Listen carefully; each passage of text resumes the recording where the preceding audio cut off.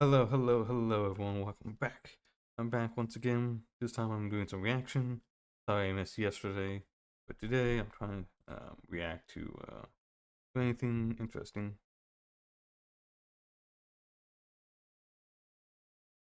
Let's see what else might be good.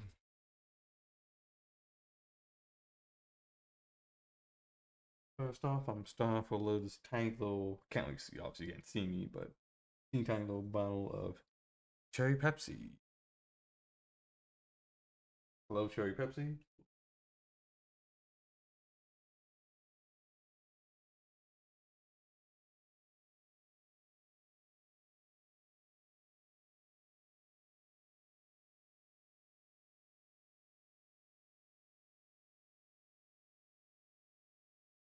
And now I'm trying to find what should I react to.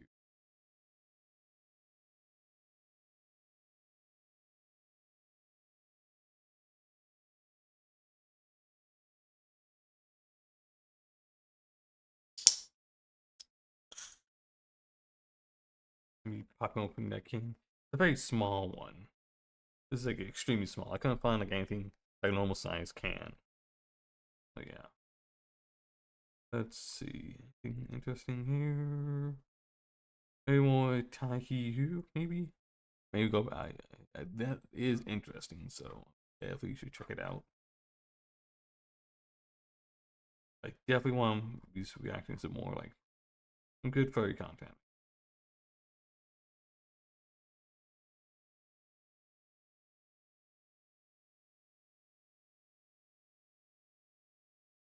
Or maybe some interesting anime news. This one's kind of interesting. Ranking the Bleach movies. I don't think I've heard anyone talk about the Bleach movies. Same with the Naruto movies, like Bleach or Naruto. I think, with the exception of like maybe Naruto, the final movie. Besides that, it.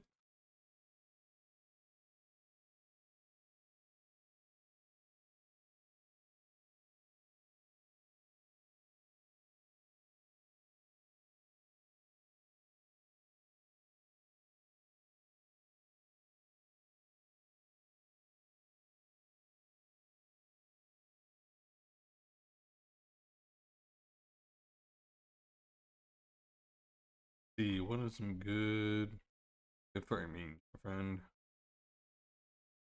4K. Oh, okay.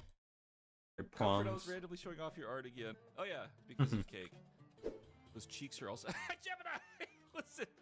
All right, type one if you want to use my. Never mind. As a pillow. Sorry. I mean, Yori, listen. I kind of like it too. Okay. I mean, come on, Yori. Let's not be judgmental here. That's a nice ass, you know. Yeah, Comfort. I mean, you did draw Comfort when you were. That is a very nice butt. Mr. I think he's like a wolf or a dog. Blue. Drawing that, did you like at any point were you like, God damn, this is a nice ass? Like, what was going through your head when you were drawing it? For this commission, I originally gave her a sketch. Like, I had an idea of like, oh, just like you know, like me looking over my over my shoulder, I guess. It was not. It was such a bad sketch. Like, I'm not a good artist. I'm not. I don't know what I'm doing. I didn't sketch it that gratuitously, though. I don't think. Comfort. I literally gave you chicken scratch, and you turned it into like, which is fine. I liked it. No, I showed it. Send me the original sketch. I swear it wasn't that. Ooh. Oh, I guess I kind of did. I did kind of. Oh, God. I don't even remember doing that. Can you show us a sketch? So, you want to see something kind of funny? So, remember how I said I gave Comfort chicken scratch when I had the idea? The funny thing is, it was kind of caked up. I actually didn't remember. It looks terrible, by the way, just as a heads up, but you'll see what I mean. The proportions are all wrong, but I just wanted to give her an idea. So That's a well, like from this angle, it's much different. It's much more from a top angle, from like the top. It's like, like from like more like a bird's eye point of view, and you looking back over your shoulder, like almost looking up at like this is a drone shot here. I don't even remember doing that. I was cheeked up. Wow, I guess that was my fault then. I take that back, Comfort. I'm sorry. You did a fantastic job. I see. I can admit when I'm wrong. That's fine. Right.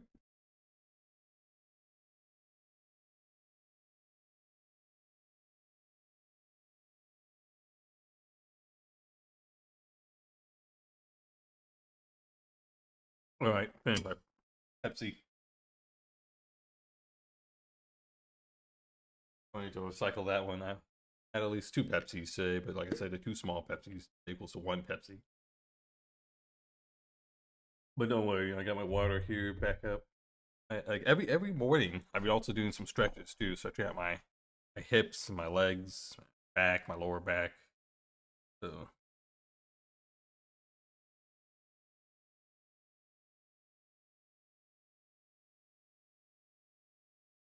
worst games of 2024. All right, let's check this out. Hey guys, it's Does Angry Joe have any influence anymore these days? We'll finally done the top 10 worst games. Supporting us in Yeah, it's pretty good. for all things. Worst game.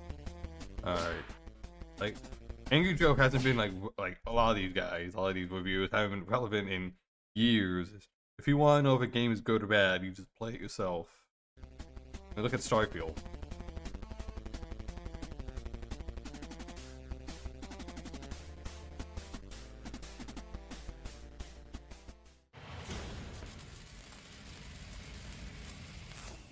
Number 10. Alright.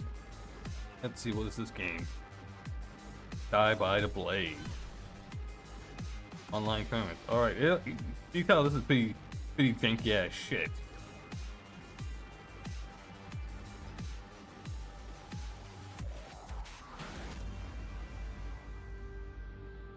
Die by the Blade sucks ass. Now this game narrowly beat out Looney Tunes' Wacky World of Sports. I'm already being driven insane by the 10-second menu loop song. Yeah. Dun, dun, dun, dun, dun. Hey, Joe, the country.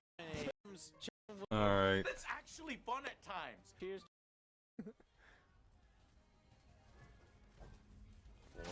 It looks like trying to copy For Honor, but it sounds good.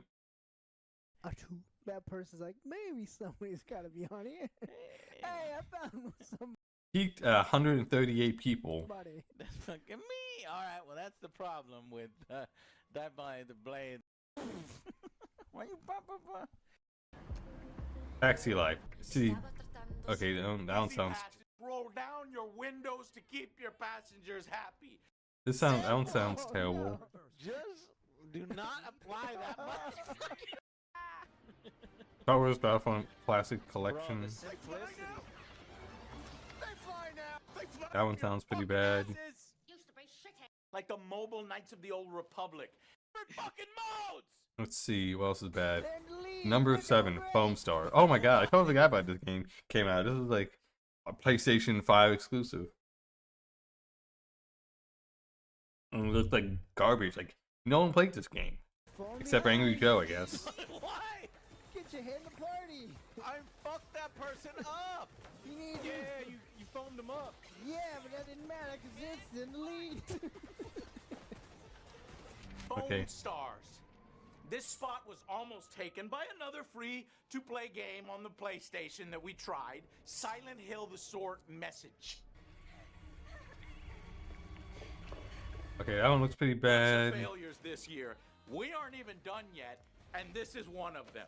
So, I mean, what do you... And people forgot about this one. So what do you even do? Well, you bust a nut, apparently. Oh, fuck, it's green. Blast him. Oh, yeah. Blast him. Focus. Yeah, get all that white stuff on him. You're fucking covering. Oh my god, man. I totally forgot about Foam Star. I mean, people were hyping this shit up and it died so fast. I think I had like maybe like 1,000 people, maybe 900 people. One more blast! You bust everywhere. You bust. Only charges like 20. Rip off using Pal World assets. Oh my god, it's so bad. Everyone's just chilling on the floor with blood everywhere. Alright, Alex. 0 to 4? Your life. We're delivering a product that's Touched. No, worse. I'll tell you why later. And training camp left behind. Madden. And Madden needs to be brought into the new age. How the fuck Madden is repurposing a Battlefield engine for football is bullshit. This guy's elbow superimposes itself through his. And gets it. No! Oh my god. Way! God damn. Madden football. This got really fucking bad. My god. I mean, I know it's been bad for a few years, but what the hell? Like, did I have any quality control left at EA? Field sense! Boom tech! Madden. Just All pro. Approach with our new game direction. no, seriously, how do you fuck up pirates? Forget everything you know about the traditional pirate fantasy. Oh, that's why all my crew looks like shit! How stupid do you have to be to make a pirate simulator game and not include piratey things like swashbuckling and boarding ships? Oh yeah. Let's go! Ah! Oh, what the fuck? There is no fucking booty in this game. No, instead the game itself is booty. Forget everything you know about the traditional pirate fantasy. Skull and Bones is taking a darker, grittier approach with our new game direction. The most annoying mechanics get in the way of the fun everywhere. The wind is always in your fucking face, no matter which way you're pointing. There seems to be a headwind. No. Dude, I totally forgot about well, I didn't forget about Skull and Bones. I never cared for it. But that game looked pretty bad. Like, could they not copy what Assassin's Creed 4 did or Assassin's Creed Rogue? Those are pretty decent, pirate-like games. But nope, they did not. So fuck them. Turn us around! North! North! What the? There seems to be more headwinds coming down! How is this possible?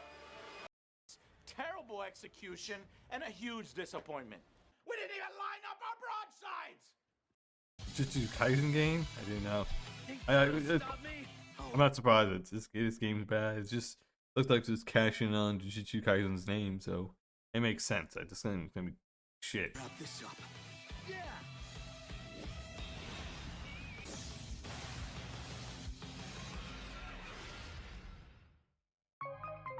Jujutsu Kaisen Cursed Clash!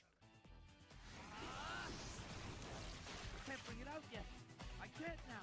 That's what I say a lot of times in public. I can't bring it out yet. I can't now. I can't bring it out. now. How the fuck a AAA series like this got disrespected with a piece of shit game like that? It's a travesty. 15 flips. Oh, S rank. Really cheap, bare minimum text. Yeah, I can't remember the last time. I mean, with the exception of maybe like some of the Naruto games and some of the Dragon Ball Z games, it seems like a lot of anime games are usually pretty bad. Like, they could be good if, like, if you have it maybe like a free to play version, like maybe like with Bleach or Naruto, you can run around the area as a ninja, maybe.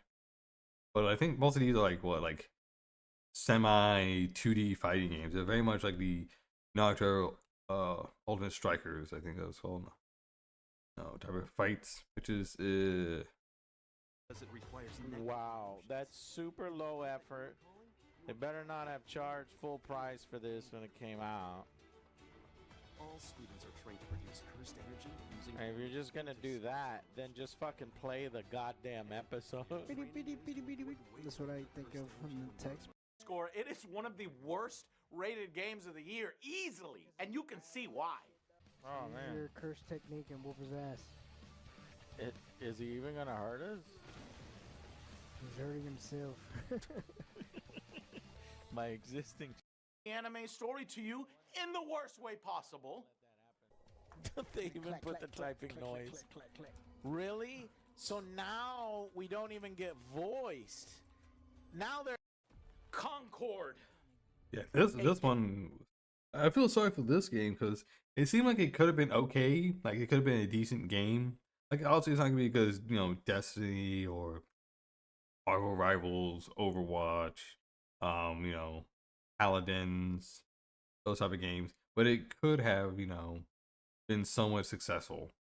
But I don't know why. I feel like everything around it just killed it. Game so fucking bad, you can't even play it anymore. Concord will go down in gaming history forever. You'll like it. Trust me. No. Do not trust him. No. You'll like it. We will. We will. I'll be waiting outside.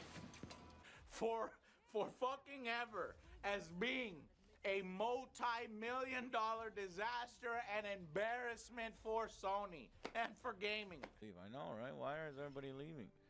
Well, the match started 4v5, so I would be incredibly fucking annoyed too. We can't fill lobbies because there's nobody spending $40 to play the beta. I mean, for $40, that's not too bad. This wasn't $70, but maybe because made it a little bit cheaper. Maybe like a $30 game, maybe. You don't know. Rumored to be $200 million in losses, with potentially another $200 million invested beforehand. This is a potentially nearly $500 million loss. Resulted in what? 600 players at launch? What the fuck? 697 players. Never forget. 697. Yeah. The Concord Elite. And I was one of the 697. What are these 7 people doing? I can't even fathom the horror that the... But that's just on Steam. I wonder how many people actually play on the PlayStation. Or like, how many? Like, yeah, like what? PlayStation should at least sold a couple thousand units, right? I mean, the PS5 game, there aren't that many PS5 exclusive games anymore. Executives felt when they saw that. Oh, that makes me feel good. Now, don't worry that there were only 600 players. Shut the fuck up.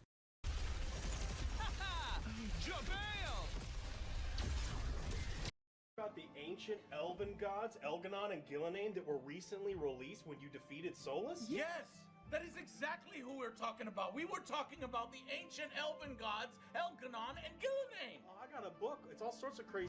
The Justice League game, my dream game. Alright, yeah, Justice League. I don't know how bad Veilguard is. I know a lot of people are kind of shitting on it, and I'm very, very worried about it. Like comparing it to like Andromeda. At least Andromeda was pretty good. Like it still felt like a Mass Effect game. Obviously, there were some rough edges, but it was still like I still play the multiplayer for that game. I mean, I should hop in and play some multiplayer. Some Andromeda multiplayer after this. Level up my characters. Game come true. Superman, finally, they're gonna put him in the game, and they've been doing this for the past 9 years. No! Superman, my best friend! You shot him! Wait, how did a bullet kill you? Alright. So what is the most disappointing Oh, my games? pizza rolls, these are like $100. No, Totino's pizza rolls are 10 for about $1. Hey guys, the top 10 most disappointing MechWarrior 5 clans set out to do. Explore more of the story, focusing on the bad. And then your heat shouldn't be. Seems like the temperature goes down pretty Let's nice. see. Yeah, these things will make it so you can Mech spam. Warriors 5. Mech Warriors 5 clans. Is it a Mech Warrior game? Let's see.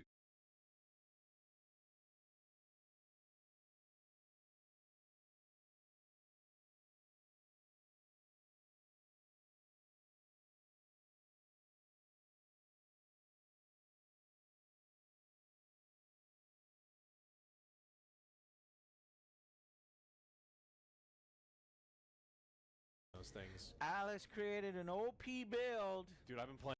That shit. That feels like every time you fire that thing, it's like, whoa.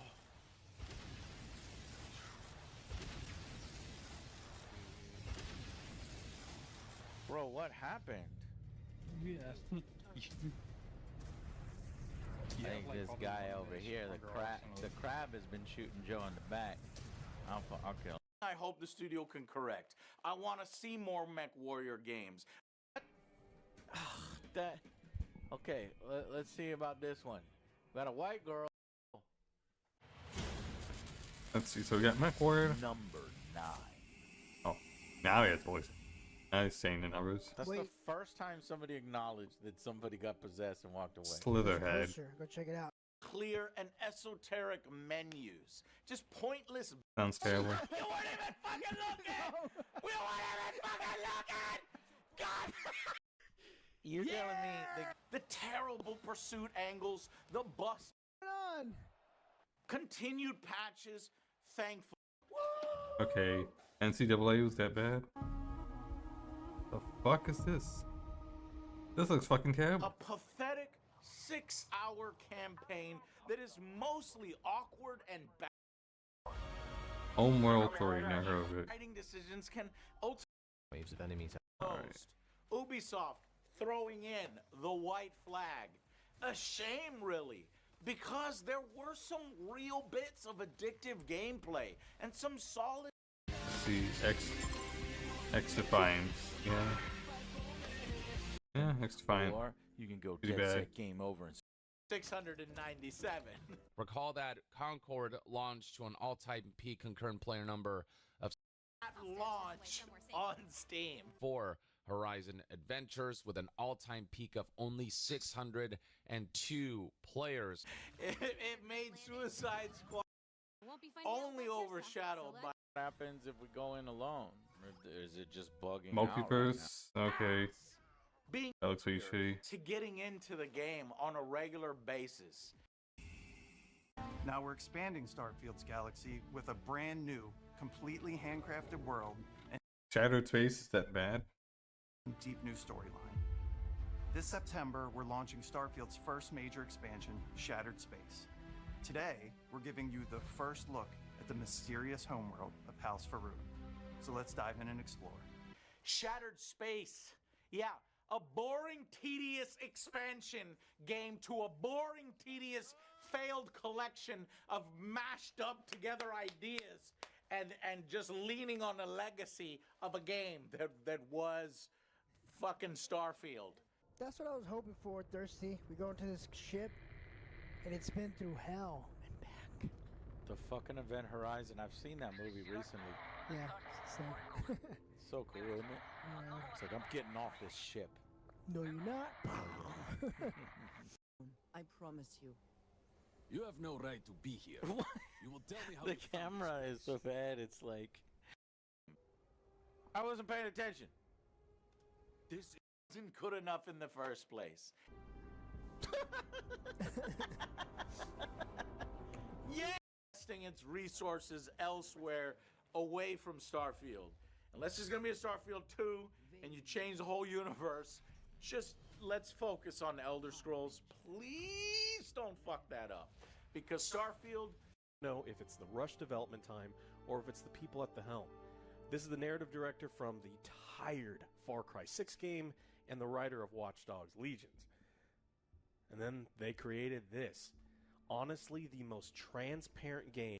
All a loading screen that couldn't be bothered, but Who programmed this? But still, there's recommend this game to anyone other than the biggest Star Wars consumer at that $70 price. And even if you are a mega fan, just wait for a sale if you soon as we defeat the god. You just put your name in there, and as long as you bring it back within 2 weeks, it's fine. Okay. Okay. so Dragon Age is on there twice.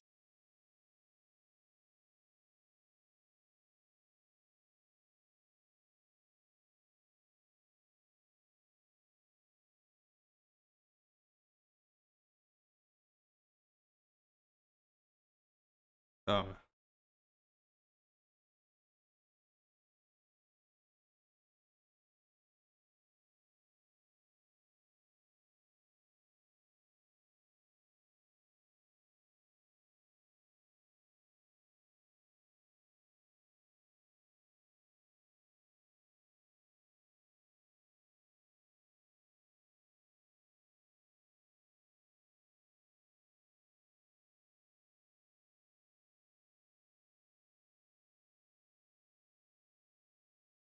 Alright, so Dragon Age was on there twice. Or Star Wars, alright. And that's pretty much it. That's all I kind of cared about. Just the worst ones, worst or disappointing games. Let's see. Damn. The weekend just dropped a whole bunch of shit.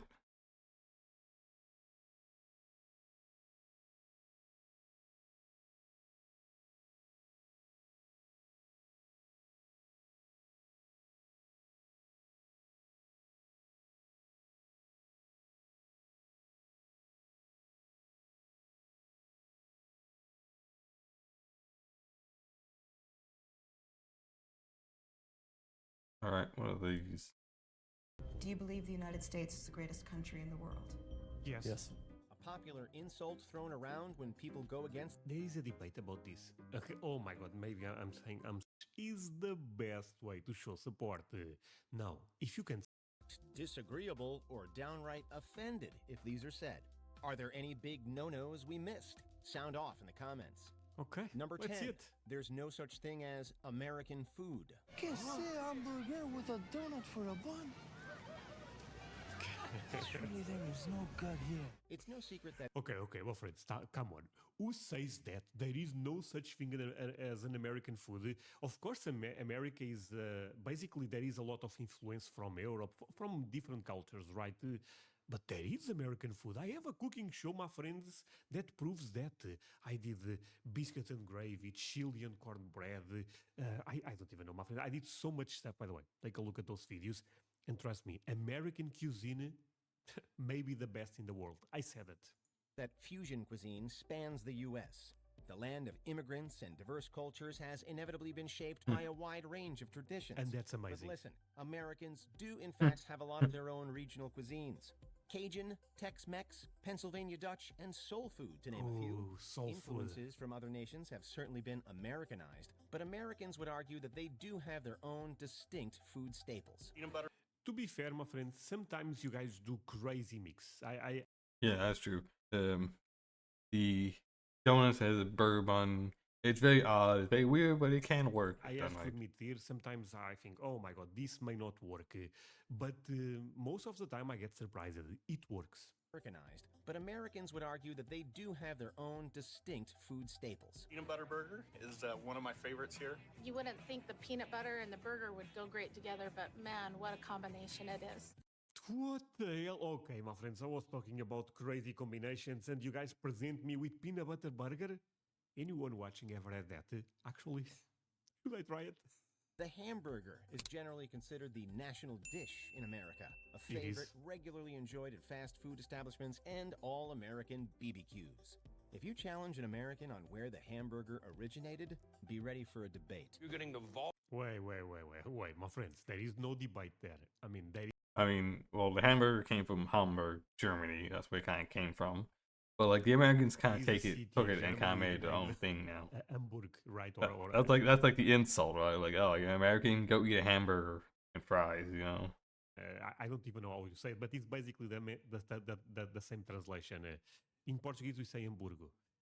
So there is no debate, right? I mean, like, come on, can we? But I also think there is no debate what country made the burger so popular. America. So in my book, belongs to America. If you challenge an American on where the hamburger originated, be ready for a debate. You're getting the volume of a burger, the flavor of the bacon, the whole top of that patty is just all that crispy, crunchy, unctuous flavor. Then on the inside, it's super tender. Number 9, college is so expensive. Just try. Yeah, college is expensive. Thanks for lying. You like lies? Here's a few. College is expensive. My friends. Some historians think American football is based on an ancient Aztec game. It's not American football, it's just football. The debate surrounding soccer. Wait, it's incorrect to say American football. Oh man, I say American football. Well, yeah, outside of America they call it American football, but here in America we call it football. Just to make a difference. Oh, but I'm European. That makes sense. Never mind, my friends. Versus football will likely rage on forever. If there's one thing Americans unitedly agree on, it's that football means throwing around a pigskin. They never refer to kicking a ball as football. That's soccer. Though soccer is a popular sport in America, it's generally not as beloved as it is by diehard European football fans. No, Wait, my friends, but it's growing a lot, right? Actually, this is just between me and you, and be very honest, very honest in the comment section. Any chance soccer can become the #1 sport? Well, it would be. I don't know if soccer would become the #1 sport, but it has become a very popular sport to watch. Like you can get like soccer jerseys and watch English Premier League Premier games easily. Because like we have tons of huge amount of people from Spanish speaking countries, Arab countries, Africa, China, Japan, Russia, Australia, all loving soccer. Also, so many Europeans.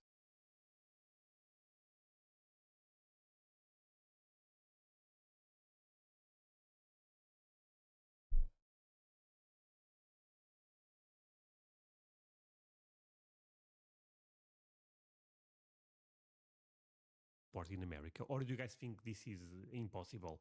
You guys may like football too much. I guess actually I'm going soccer with football, but you guys may like your football version too much, or there is a possibility because I was watching some news that they say that parents nowadays they put kids in soccer because of all the injuries you may get in normal football, right?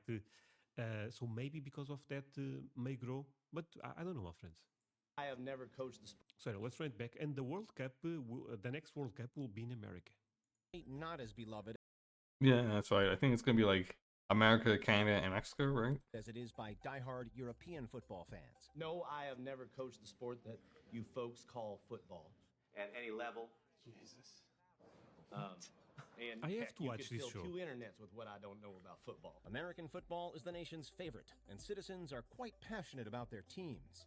Americans will probably laugh at you if you try to compare the same. I mean, and also it has like such a strong cultural identity. I mean, soccer, like baseball, football, and basketball have like such a strong cultural identity because it's high school, college, and professional. So you have this pipeline. But I mean, we had that with soccer as well. You play like in high school, in college, and pro, but it's just not the same. Named sports, and they won't be happy if you question their hardcore fandom. American football is rooted in the culture, so minimizing its significance won't be received well. It's an amazing sport.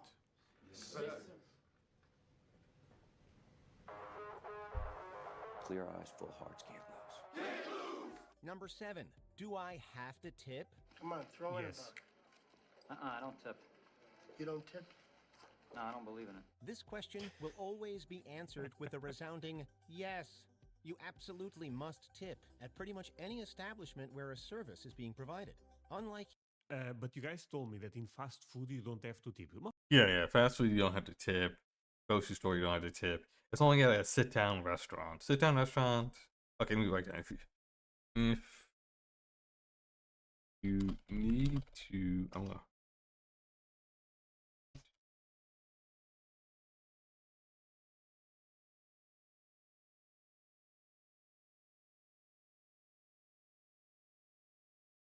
Two spots.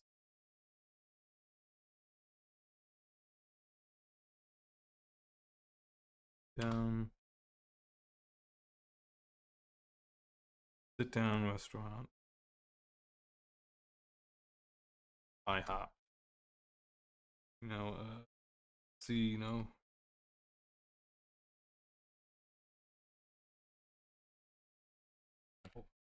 Applebee's.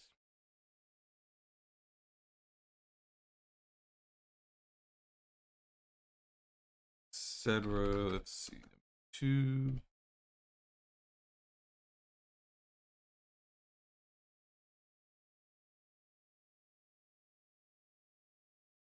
Third, 3.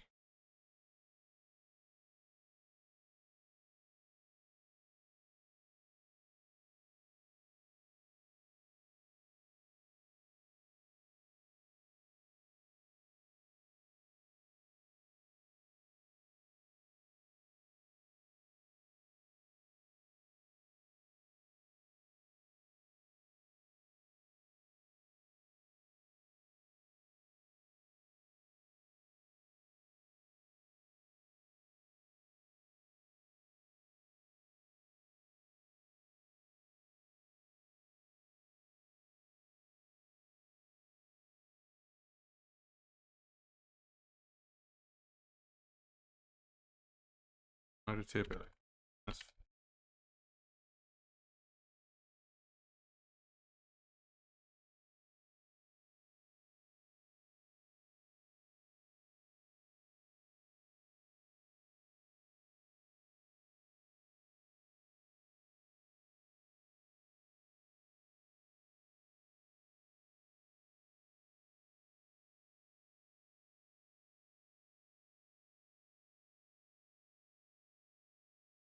Apple, IHOP, Applebee's. What else is it? Texas Roadhouse.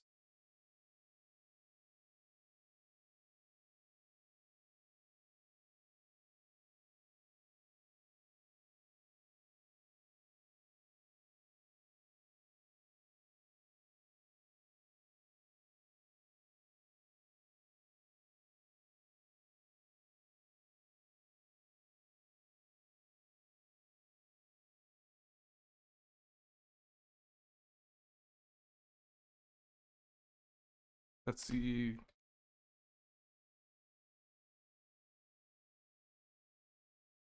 Couple of dollars.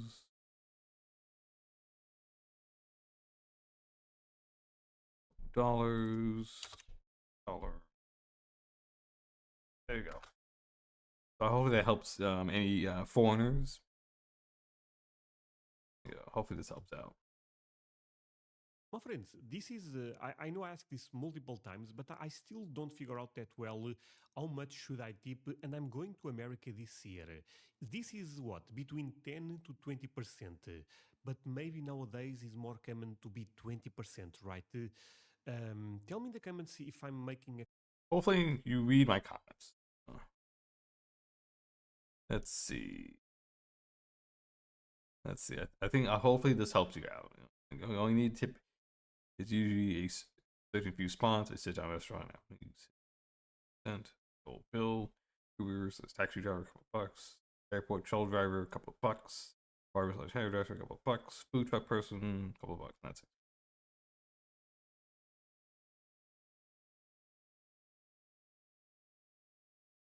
A correct assumption. And look, you guys give me money on YouTube. When I go to America, I will tip. I will give the money back again. In European countries, tipping is habitual standard practice in the U.S. Failure to do so will be met with shock from employees and glares from Americans you might be dining with. Let me just get. Sorry. I actually saw also on the news that I'm not sure if I believe was Trump that said that they will not tax tips anymore. Is this already official? I actually think that's a good idea, right? Because I mean, I think most people don't even put tips on their income anyway, so you don't have to worry about it getting taxed anyway. So it doesn't matter. At the end of the day, if we are tipping, even the person that tips probably does not feel comfortable that the government takes a part from, because you are giving that money to that specific employee, right? Be met with shock from employees and glares from Americans you might be dining with. Let me just get this straight. You don't ever tip, huh? I don't tip because society says I have to. All right, I mean, I'll tip if somebody really deserves a tip. If they really put forth the effort, I'll give them something extra. But I mean, it's tipping automatically. It's for the birds. These workers are already underpaid as it is. So many not only expect tips, but rely on them as part of their income. Unless you want to look cheap or rude in public, avoid this question at all costs and be prepared to engage in this customary show of respect. You don't care they're counting on your tips to live? You know what this is? It's the world's smallest violin playing just for the waitresses. Number 6. How much do you weigh? Ask Jeff. Honestly, I'm the person, and you are very. I wish we can get rid of tipping. I wish we could just ban tipping in general, and you pay your employees better. To ask for this, can I get a like for America? Because there is no such thing as being overly patriotic. I mean, that's amazing. Symbols might be just that in other countries, but Americans take their meaning and significance especially. I got a feeling that it's gonna be Okay, always patriotic. will no longer be known as an American holiday. Do you make? I just get to keep whatever's in the guy's wallet. It's sort of an unspoken rule of etiquette. I don't know. 70,000 last month. In the U.S., money I love is this movie, kind by the of way. taboo, especially in discussions around citizen salaries. This is something that's more openly talked about elsewhere, whereas Americans are more tight-lipped on the matter.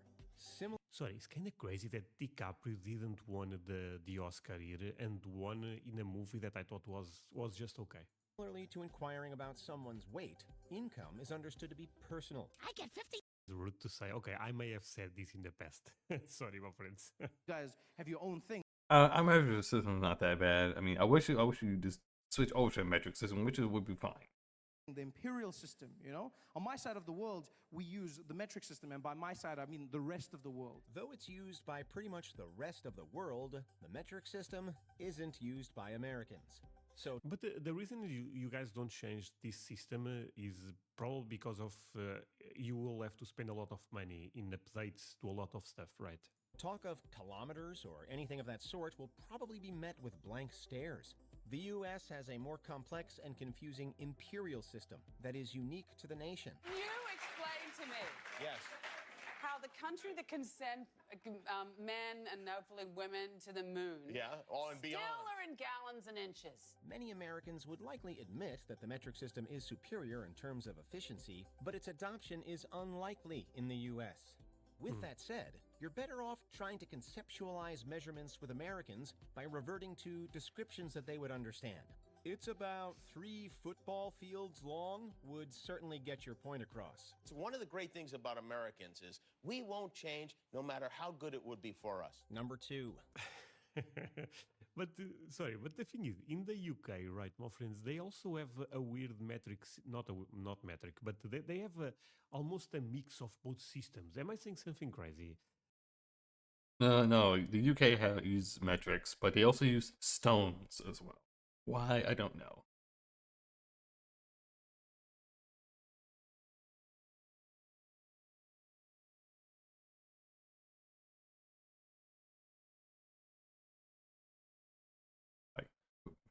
I just don't like Celsius. At least I have that idea that they also Stones. speak in stones and something like that. Things about Americans is we won't change no matter how good it would be for us. Number 2, capitalism sucks. Capitalism is the only way, Leslie. No, I don't get it. It's like capitalism, right? But the nation. Nowadays, some might disagree, but it's safer is the common go back to your country if you don't like it. But I was watching a guy from the UK that went to Lisbon and was criticizing the city non-stop. I was getting so... Okay, let's move on to something else. The Weekend just blew up and just dropped a bunch of shit. Alright. Let's see.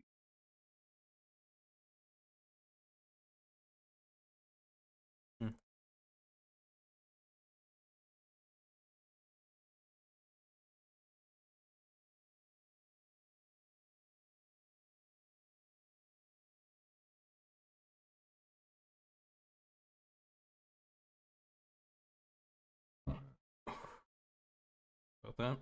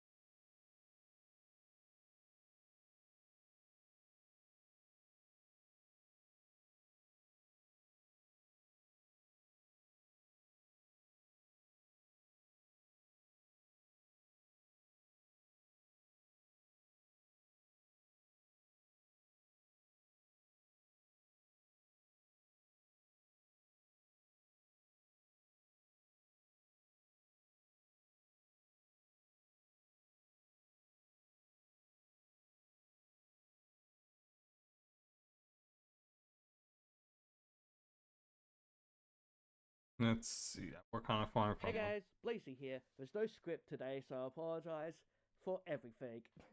Gonna try my best today and just kind of chat with you guys and talk about my time working at an animal farm place thing. I've already forgotten what it's called. Oh my god, animal shelter. Jesus, yep, that's it.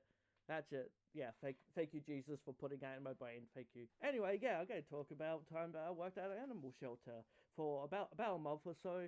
This happened a while ago, but I don't think I've ever talked about it, and like I probably said certain things here and there about it, but I want to talk about it. So enjoy this little fun little ride with me, like you're riding on a horse that's gotta throw you off because it hates you. And so, yeah, for a month, I worked at an animal shelter. I didn't want to. I was kind of forced into it and didn't have any other choice. I'm on Centrelink in Australia, which is basically money gives you. Money gives you. I wish money gave me money. The government gives you money, but you have to be looking for work and looking for this and doing this and that. There's a lot of rules, a lot of things about it. It's not as easy as it sounds, you know. It's extraordinarily stressful. It's extraordinarily stressful. You gotta really learn how to beat the system, kind of thing, because it's not fun being on Centrelink at all. And then I also have to go to a job search place, job people thing. They'll basically look for jobs for you or help you out, and you gotta do this and that, and you gotta make sure to do it, or else you don't get paid. So it is like something that you do have to do. And now and then they'll force you to do work experience, which I've generally dodged a lot of the times, or like I'll have to like change providers or do. Okay. Alright, that's not very interesting. I think it's the person. Didn't find out that very interesting. Alright. New CIO Glock. Yeah.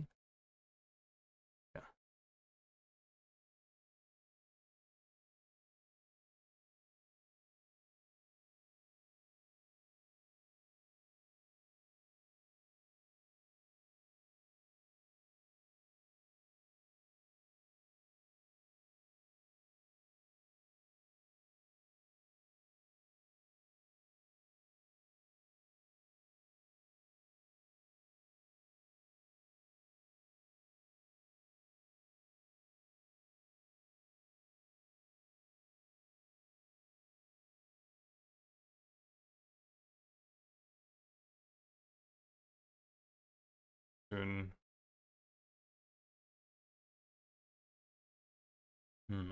Alright.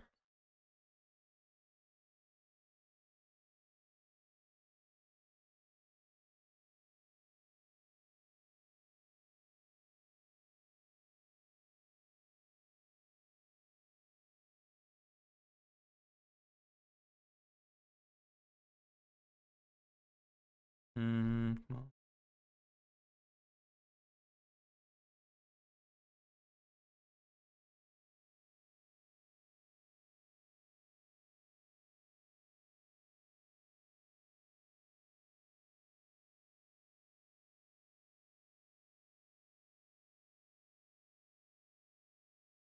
Just doing nothing good?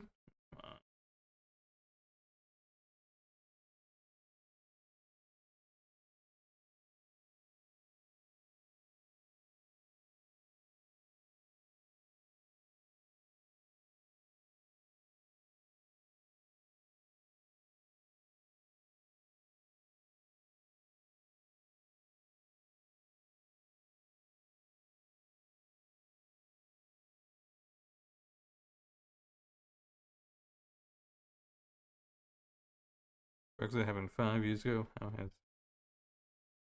Alright, let's check this out.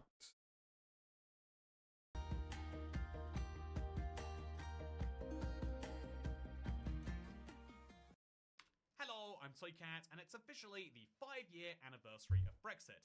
5 years ago today is when the United Kingdom decided to leave the European Union, putting into action the 52 to 48% vote to leave the EU in the 2016 referendum. And yeah, if there's one thing the UK and the US have in common, it's the whole world questioning you when you go abroad in 2016 for your interesting electoral decisions. But after all of these years, do British people still think leaving the EU was the right call? And what is the future of the UK-EU relationship relationship look like? Is there possibly going to be a Britain? Because interestingly enough, the headline figure here is that more British people think it was wrong to leave than right by quite a substantial amount. In fact, the number of people that believe it was right to leave has reached a all-time low of 30%.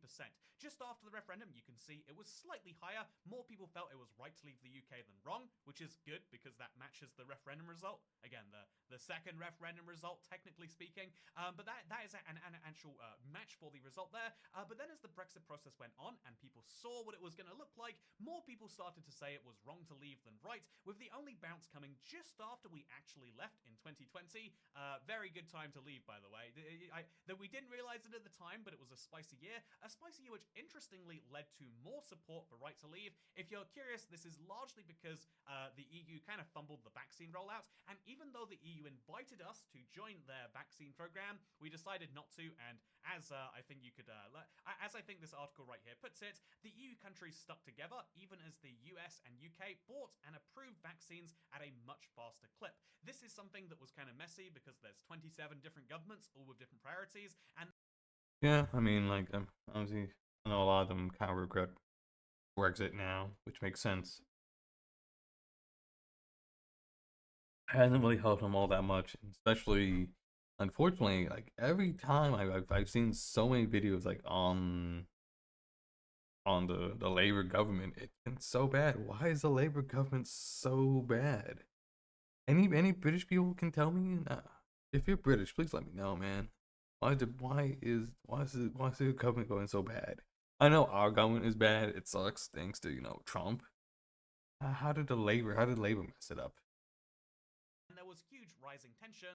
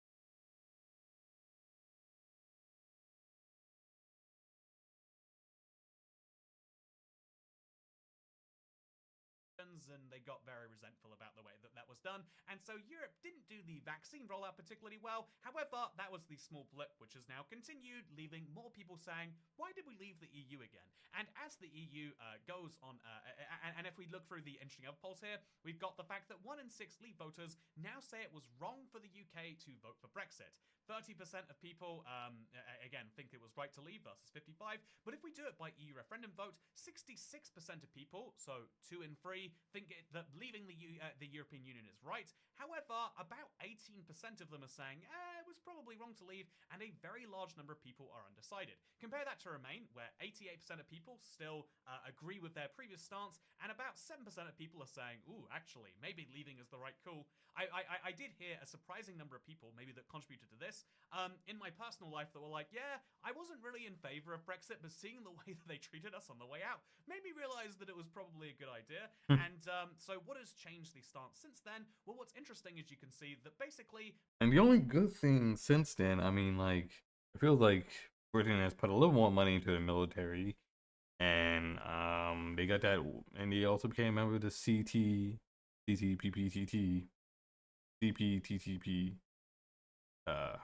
which was negotiated under the Tories and came into proper effect thanks to the Labour government. Britons do not believe that Brexit has gone well. 62% of people believe that Brexit has been a failure, which is pretty damning, honestly, right? To have a democratic vote on something, to have a 4-year process to negotiate that thing, and then to have 5 years for it carry out, and for 2/3 of the population to say, yeah, that went kind of poorly. 87% of Remainers, obviously, but even a third of Leavers saying, yeah, Brexit just hasn't gone well. pretty darn bad. Even a sizable number of the main free parties, and even Reform UK, their main position is leaving the EU, saying that, yeah, it's gone poorly, is pretty darn bad, and that's why the most interesting poll from this, this YouGov poll here is, what do Britons actually favour doing about it? There is a slight majority in favour of rejoining, and it's interesting to me because the slight majority of rejoining the EU is actually very slight. Given all of the stats that we've just said, that most people don't favour Brexit, that most people think it's gone horribly, only 55% of Britons favour rejoining the European Union, and of those, 16 somewhat support it. Like, if it was already happening, I guess they'd be on board, and that's kind of nuts when you really think about it. Rejoining the single market too is at exactly 50% support, which, if you're curious, is a required part of joining the European Union, and rejoining the customs union is at 48%, which again, I think another reason why Britain doesn't want to join the European Union, they've had to switch their currency over to the euro, but they're used to having the pound. Yeah. Required part of being in the EU. You can't join the EU without being part of the single market or the customs union. And so, indeed, you can see that the actual, weirdly enough, even though rejoining the EU has some support, the actual option in here that has the most is having a closer relationship with the European Union. Honestly, if you look at the EU too, that seems like it would be the most logical call. The EU is finally waking up to calls from the rest of the world as they're falling behind the US and China, that, yeah, even though, they are what you might describe as a liberal organization in economics terms, compared to other governments of the world, they are very, very slow to move and very filled with red tape. So the current EU commissioner has said, yeah, how about we cut both of those things and actually get a growing economy over here, which is good. Obviously, they're keeping track of their greenhouse emission reduction targets, which you can argue is saying the exact opposite at the same time. But ultimately, the EU is trying to make a point to actually be a more effective union. And so would the UK being close to that make some sense? Well, it depends on who you ask, doesn't it? I think that it depends partially on your party, as you can see here. But I think the actual answer to was Brexit a success kind of depends on what metrics you want to use. Because a lot of people, there were some people who believe. I mean, Brexit has not been very good. I mean, unfortunately, especially with Ireland and Northern Ireland, and then also a lot of people left. I mean, I know a lot of people from Poland, Bulgaria, Germany, Spain, Italy, all those countries. A lot of those people left and never came back. That's why they had they lost a lot of the drivers, lost a lot of people in general. Unfortunately, crime has gotten a lot worse in the UK, man. Like, why do crime so bad, dog? Believed, and I think kind of rightfully so, that oh, yeah, we lost a bunch of trade going into the EU. Here's a fun article about it. We snubbed countries that were part of the Commonwealth, like New Zealand, because as part of the EU, being part of their single market and customs union means you can't have your own deals. And so, indeed, as soon as when 1973, when Britain announced it was going to join the EEC, it had to cut free trade with its significant Commonwealth ally, as tariffs had to be imposed, exactly like they were with every other EU member. And there were lots of countries and lots of people who felt deserted as a result.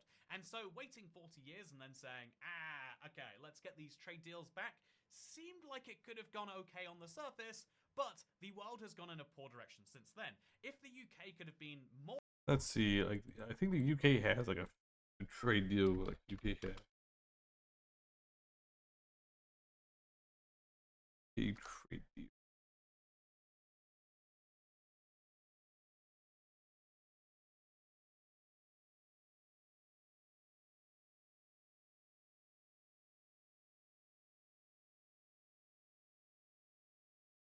Let's see, the other one was Japan.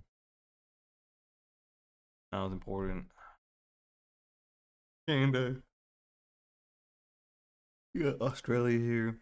Another one. New Zealand, that's another good one. South Korea, Singapore, that's another good one. They got one with Ukraine, they got one with Vietnam. And let's see, they just joined this right here, the CPTPP right here.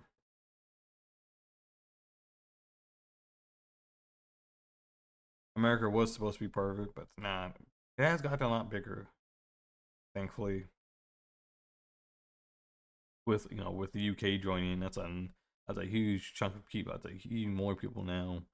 It would be so much better if America be part of it.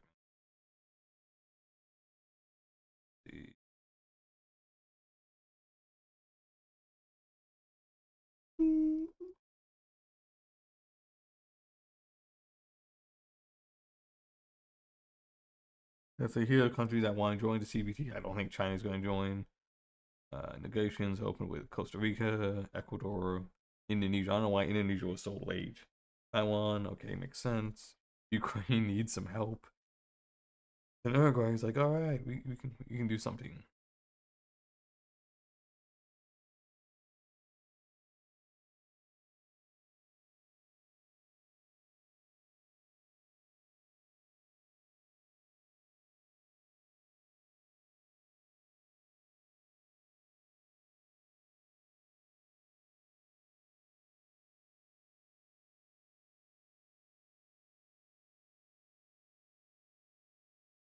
All right, so yeah.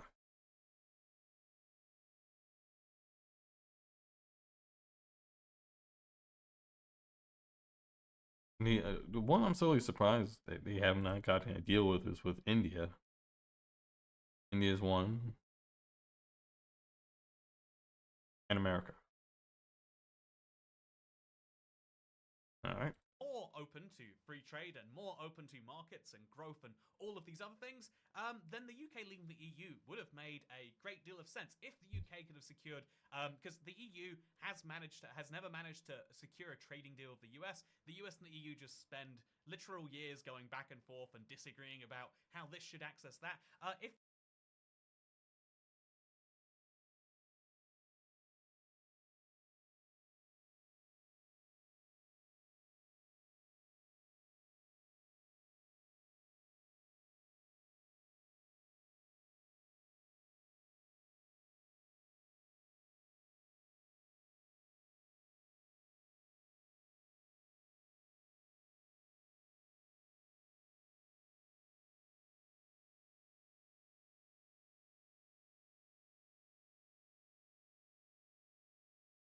Let's see.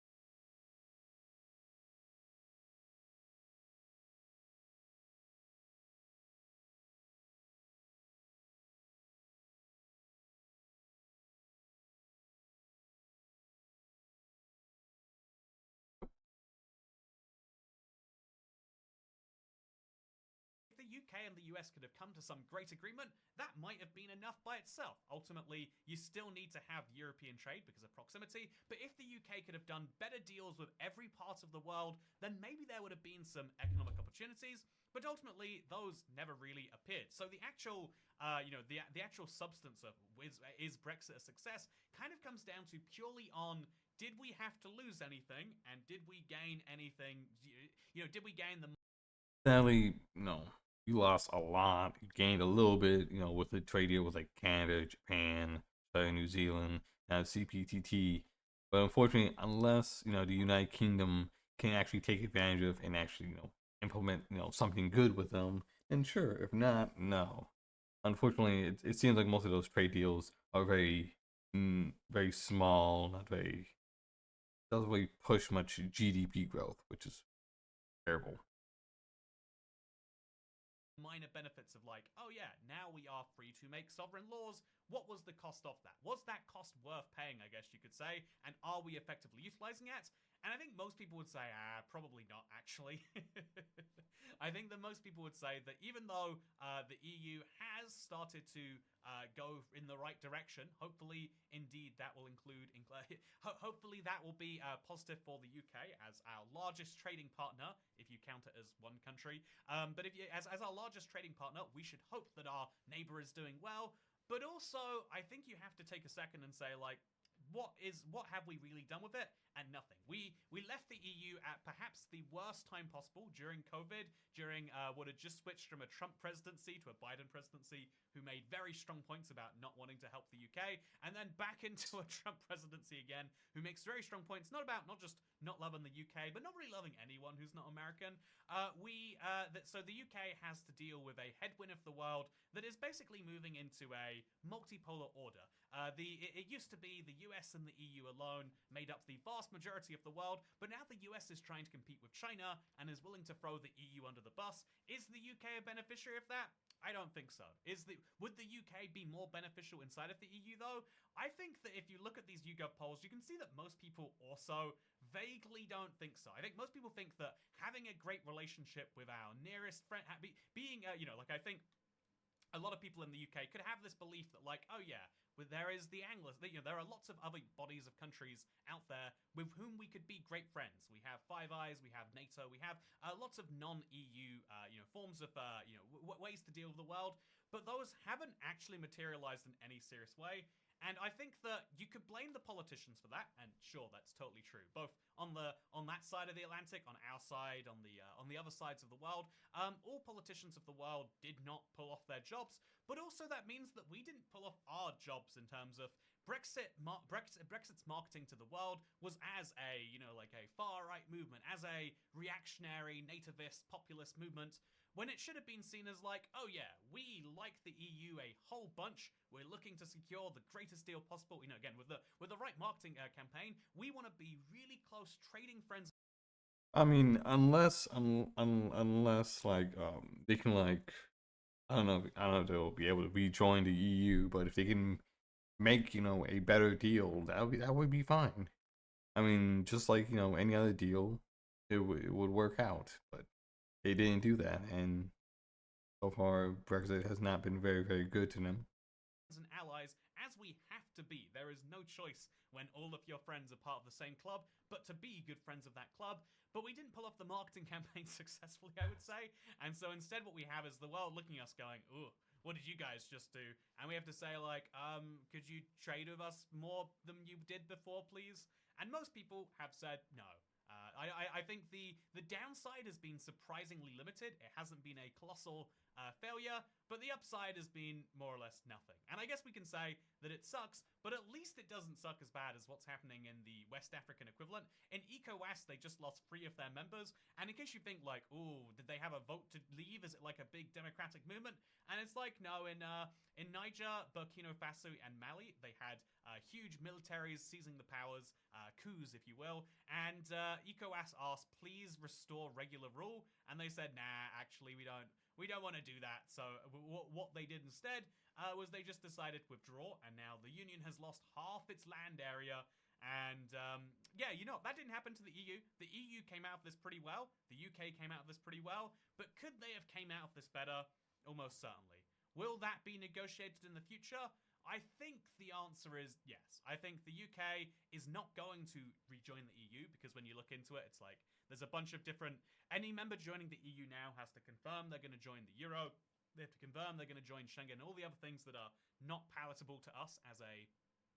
they weren't palatable while we were EU members, so we'd have to make a bunch of extra concessions. Plus, I think the EU ultimately would not make that as easy of a process as you'd like to see. I mean, having one of your biggest... Alright, let's see.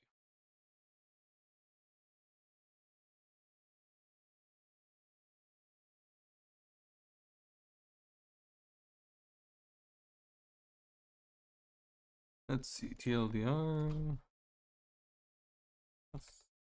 Anything interesting?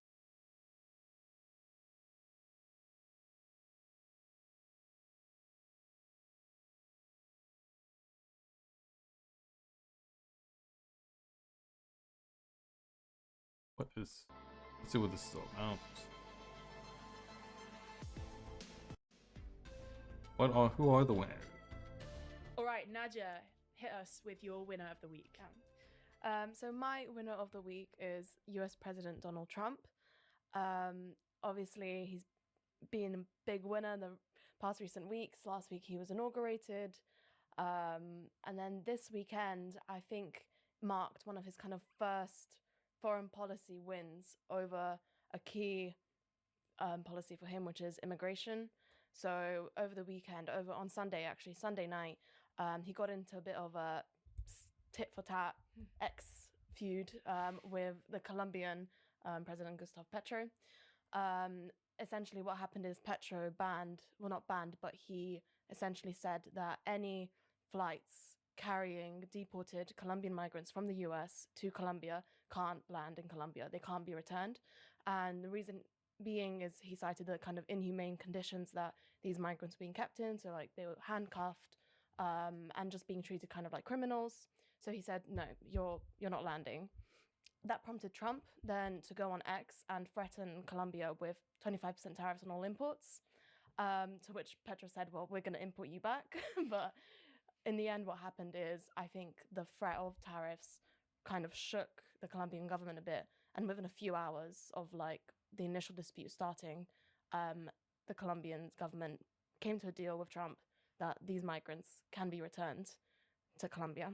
And essentially, that's kind of when we're talking about Trump and his whole kind of migrant plan of like the deportation of like maybe 11 million migrants between 11 million. in like regioning countries.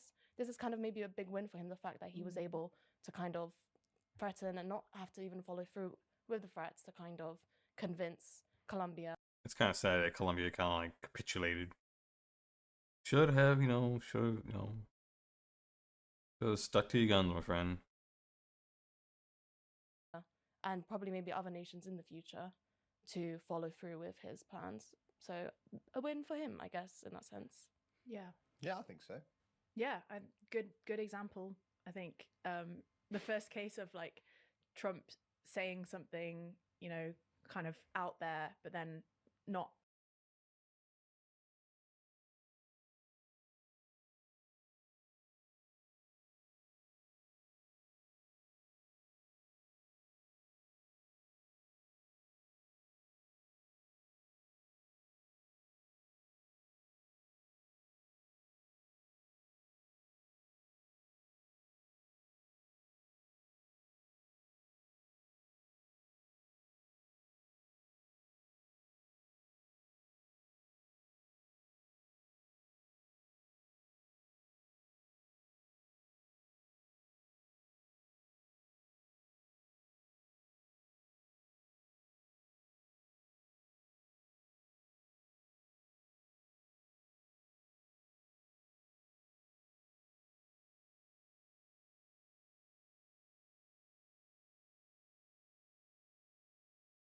having to actually put it into force, but because people don't know what to expect from him. But do you think Gustavo Petro was too quick to give in? Because did I read at one point that Gustavo Petro was offering the Colombian presidential plane or something to? I think there's some ambiguity over like what the precise sequencing is here, because the way I sort of originally read it was that Petro offered the presidential plane because his issue was actually not about accepting the deportees, but because of the conditions they're being kept in. So he offered the presidential plane and said like this would be a nicer trip, Right. and then Trump said, no, you're definitely going to take them. And I think he was sort of saying, no, I'm going to take them, but I'm going to take them in nicer circumstances. And then the whole argument sort of fizzled out because it turns out that yes, Colombia, Petro are taking them via the presidential plane, which is sort of, to my mind, what he offered originally. But either way, I still think it is a win for Trump, even if he was threatening them for no real reason. Because I think to understand why it's such a big win, you have to understand like how important the main issue for Trump's whole immigration plan has always been that it's hard to imagine original countries taking back these sort of deep deportees.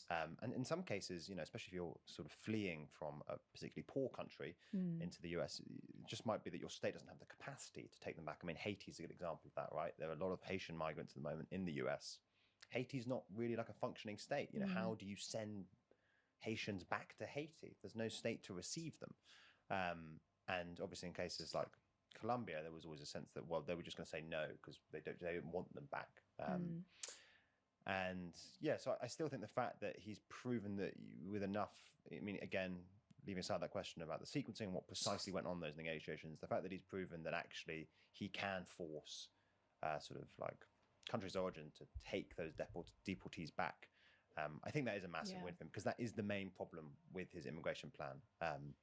Is that very rapidly and with little back and forth as well. Yeah. In this case, one other thing is, you said whether or not it'll work with other countries. I think quite tellingly, this morning, China have actually said, because there's an increased number of sort of Chinese immigrants entering the US via the southern border recently. And that's always been a bit of an open question. You know, what do you do with the sort of like, I think it's in the tens of thousands, what do you do with the Chinese immigrants who are there, unauthorized immigrants in the US? And China has said that they will take them back. Despite the fact that Trump can't really threaten further tariffs on China. But yeah, I do think it's a big win, because I think that is like the main hurdle to his entire immigration policy, and the fact that so far he's got a pretty good track record. Yeah, that's a big win for him. How do you see this intersecting with US-Mexico relations in future? Yeah, I mean, that's obviously, that's probably the big one, isn't it? Right, because I presume a plurality of unauthorized immigrants or undocumented immigrants inside the US are originally from Mexico. And you know, that's a big sticking point. Hopefully, hopefully it can work something out. I'm not the biggest fan of deporting them, because it's like, it costs too much money. I don't want my tax dollars being wasted on bullshit. Beyond that, and whether you can spend that money on better healthcare, education, or public transportation. Than not, they'll be willing to take back. I mean, probably functionally millions of people if the deportation plan gets going in full swing. It'll probably be part of like a wider negotiation about US-Mexico relations. I mean, they have so many points of disagreement. You know, there's obviously tariffs, with Trump threatening Mexico and pretty massive tariffs. There's the question of the drug cartels in the northern part of Mexico. You know, Trump has talked about invading Mexico, a sort of soft invasion of Mexico, and some of his allies are clearly pretty keen on that. There's the question of rerouting trade or exports from China that I think Naja's talked about in a couple of videos, via Mexico to essentially evade sanctions. There are so many points of tension in that relationship that this will probably be folded in to that like wider, you know what I mean, that wider ongoing conversation between Trump and Scheinbaum. And I guess whether or not Mexico accepts, or how many deportees Mexico accepts, probably depend on what concessions it can squeeze out on those other fronts. Okay, moving on now, Zach. Who is your winner this week? My winner of the week is Italian Prime Minister Giorgia Meloni. I think there's nothing particularly that's happened really in this week necessarily. Apart from, I would say that it turns out that Trump is going to be pretty bellicose and pretty hawkish with America's European allies. And I think that Meloni's relatively cozy relationship with both Trump and Musk is becoming more valuable as Trump's relationship with the rest of the EU strains. She's sort of the Trump whisperer.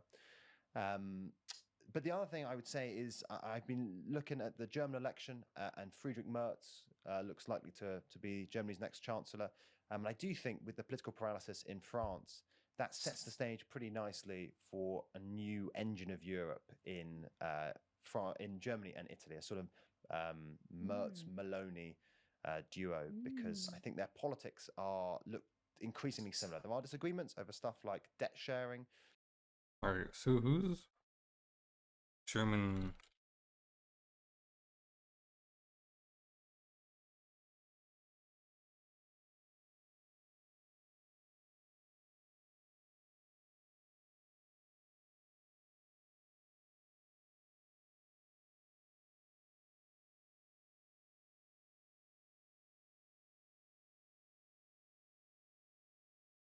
Okay, this guy. Wait, wasn't he not the finance minister? Yeah. Is he not?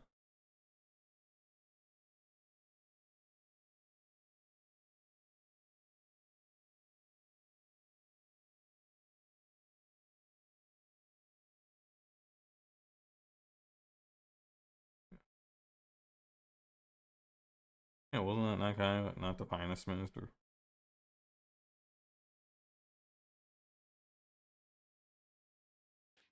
but Merz has positioned himself as a real immigration hawk.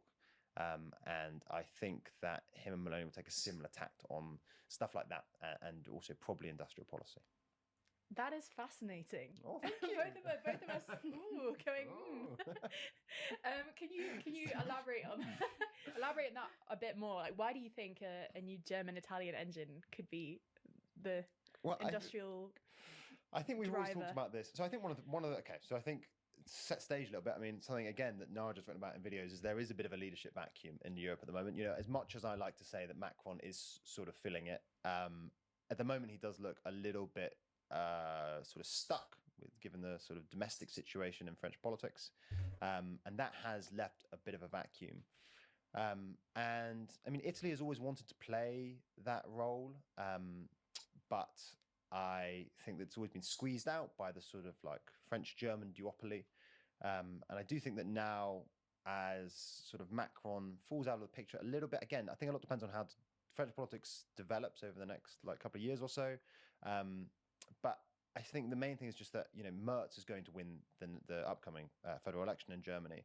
And I do think there are places where Merz and Maloney overlap. So obviously I mentioned immigration. Merz has come out as a real hardline on immigration. I don't know if you guys noticed, but he said that he was going to permanently suspend Schengen in Germany. So close all of the Germany's borders with its neighboring European states. I mean, that sort of that undermines almost the entire European project. I mean, a temporary suspension of Schengen is one thing, but to permanently reintroduce border controls. Yeah, that doesn't make a whole lot of sense to me.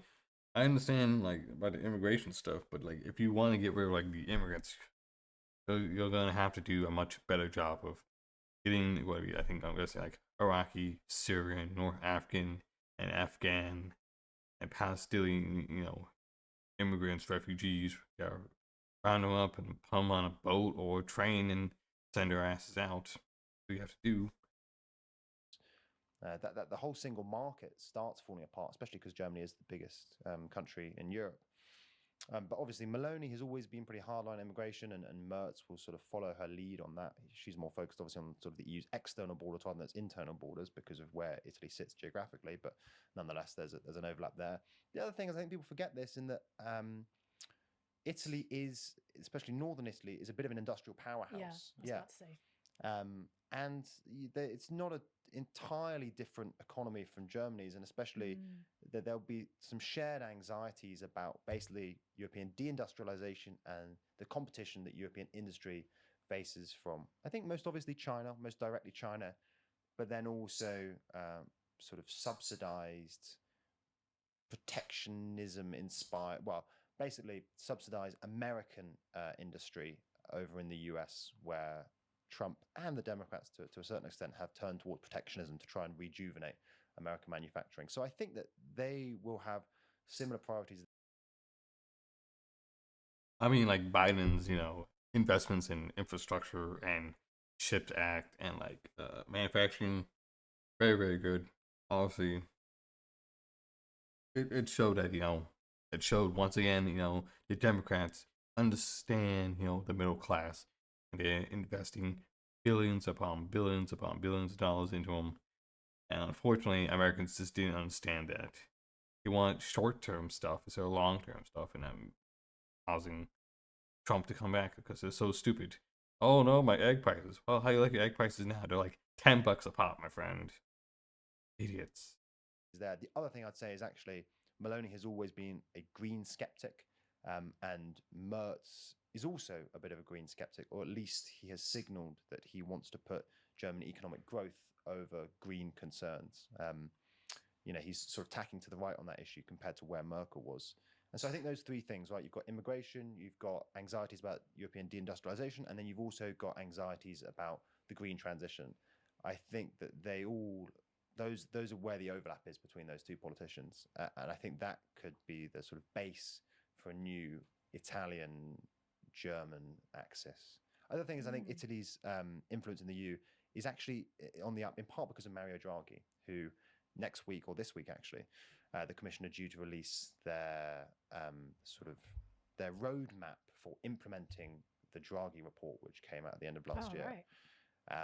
And yeah, and I think that has sort of quietly increased Italian influence within the EU.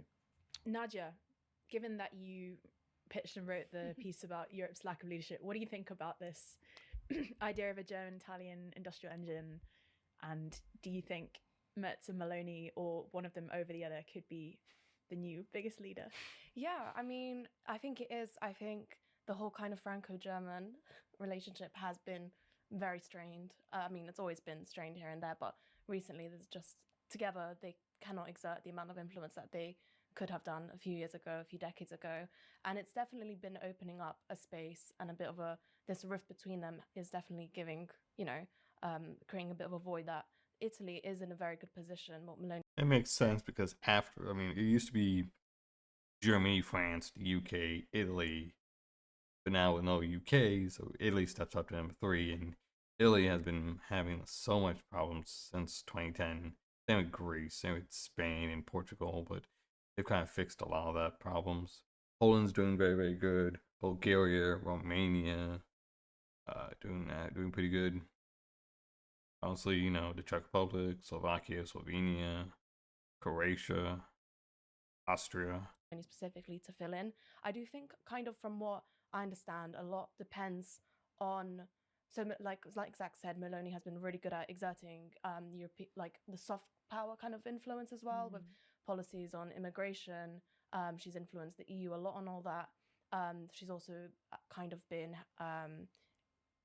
aiding the Ursula, what's her name? Ursula von der Leyen with creating migration pacts in Northern African countries, and then with Albania, they've just signed off like a new massive energy deal with Albania. So that she's definitely put her foot in, and she's making this influence. But I think a lot depends on Italy's economy and the whole kind of I mean, one of the ways Italy can fix this economy, if it invests in, liquid natural gas pipelines,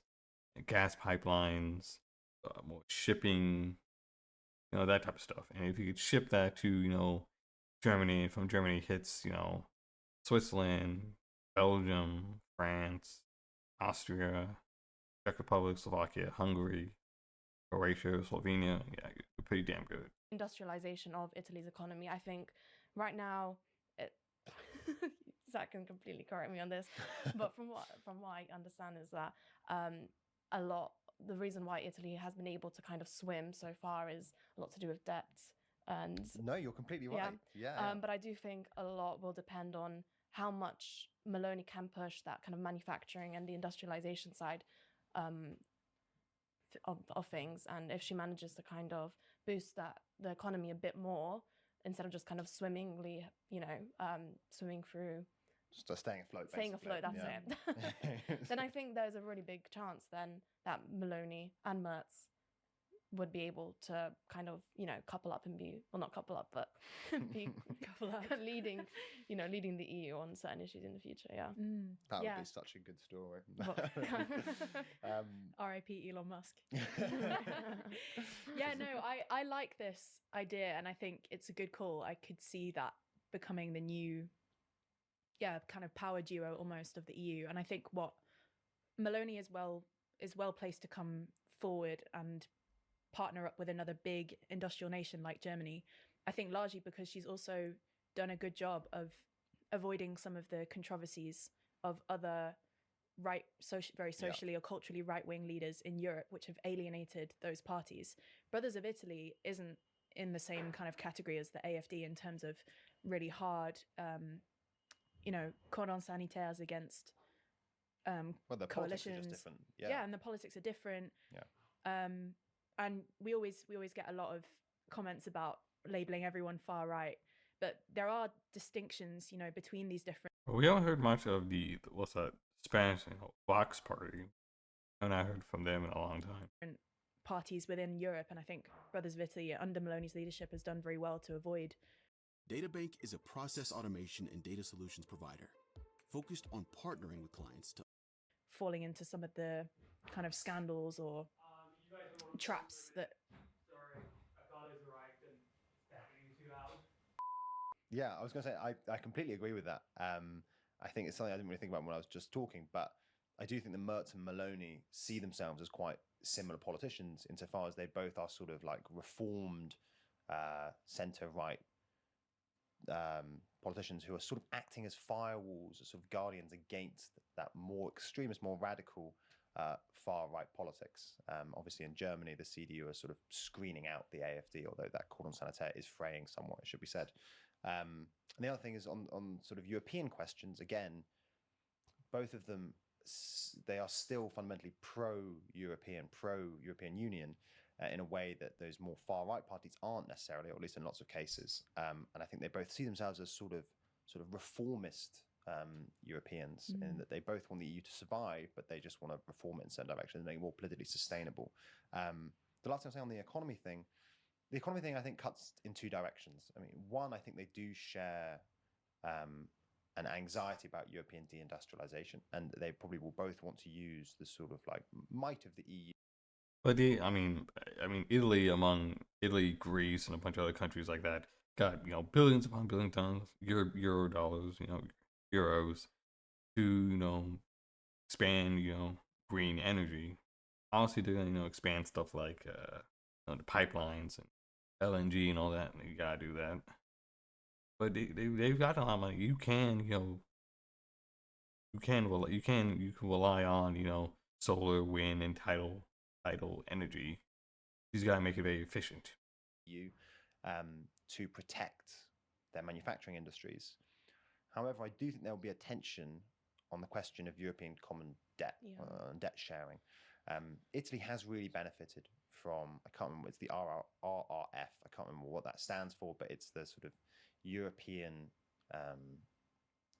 joint borrowing venture that has been distributed between EU member states to help them cope with the various crises that have afflicted the continent over the last couple of years. And Mertz will probably be averse to further joint EU borrowing. And that's just a classic CDU position. And while he's suggested that he might be open to reform of the debt brake domestically, I think there's clearly little political appetite in Germany for debt sharing, given that I think a lot of the German electorate sees that as essentially Germany subsidizing Italian borrowing. So I think there's overlap, and then there's also tension on questions of the economy. Although I should say, one of the things I think is probably true and worth mentioning about the Italian economy is that tension between sort of countries like Germany, who saw themselves like economically strong, subsidizing weak economies like Italy. I think that binary is no longer quite so black and white, because obviously the German economy is in a really tough spot at the moment, and basically stagnant, 0% growth year on year. But actually, the Italian economy is doing okay. I mean, it has a very high debt burden. I think that leaves it at risk of a sort of France-style crisis, where an uptick in basically borrowing costs really squeezes the political space in that country. Yep. Yeah, that's true. The Italian economy is doing better than the German economy. Germany has increased its debt. Italy has increased its debt crazy amount. Same with Greece. So, Spain and Portugal. But can Italy fix the south and fix its southern half? That's what it needs to do. Most forecasts, And let's see. We'll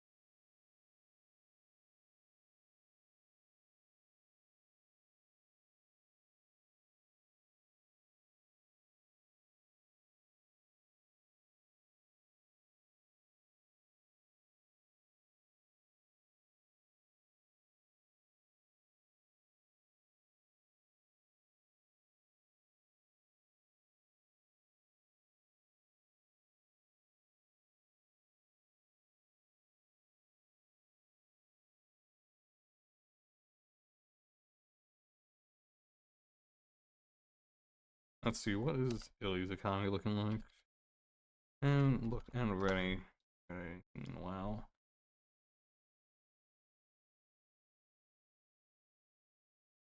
Oh wow, it doesn't sound like much has changed.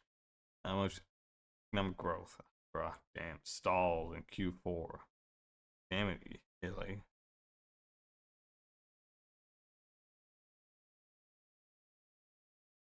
Italy will enjoy sort of 1%, slightly more than 1% growth in the next couple of years.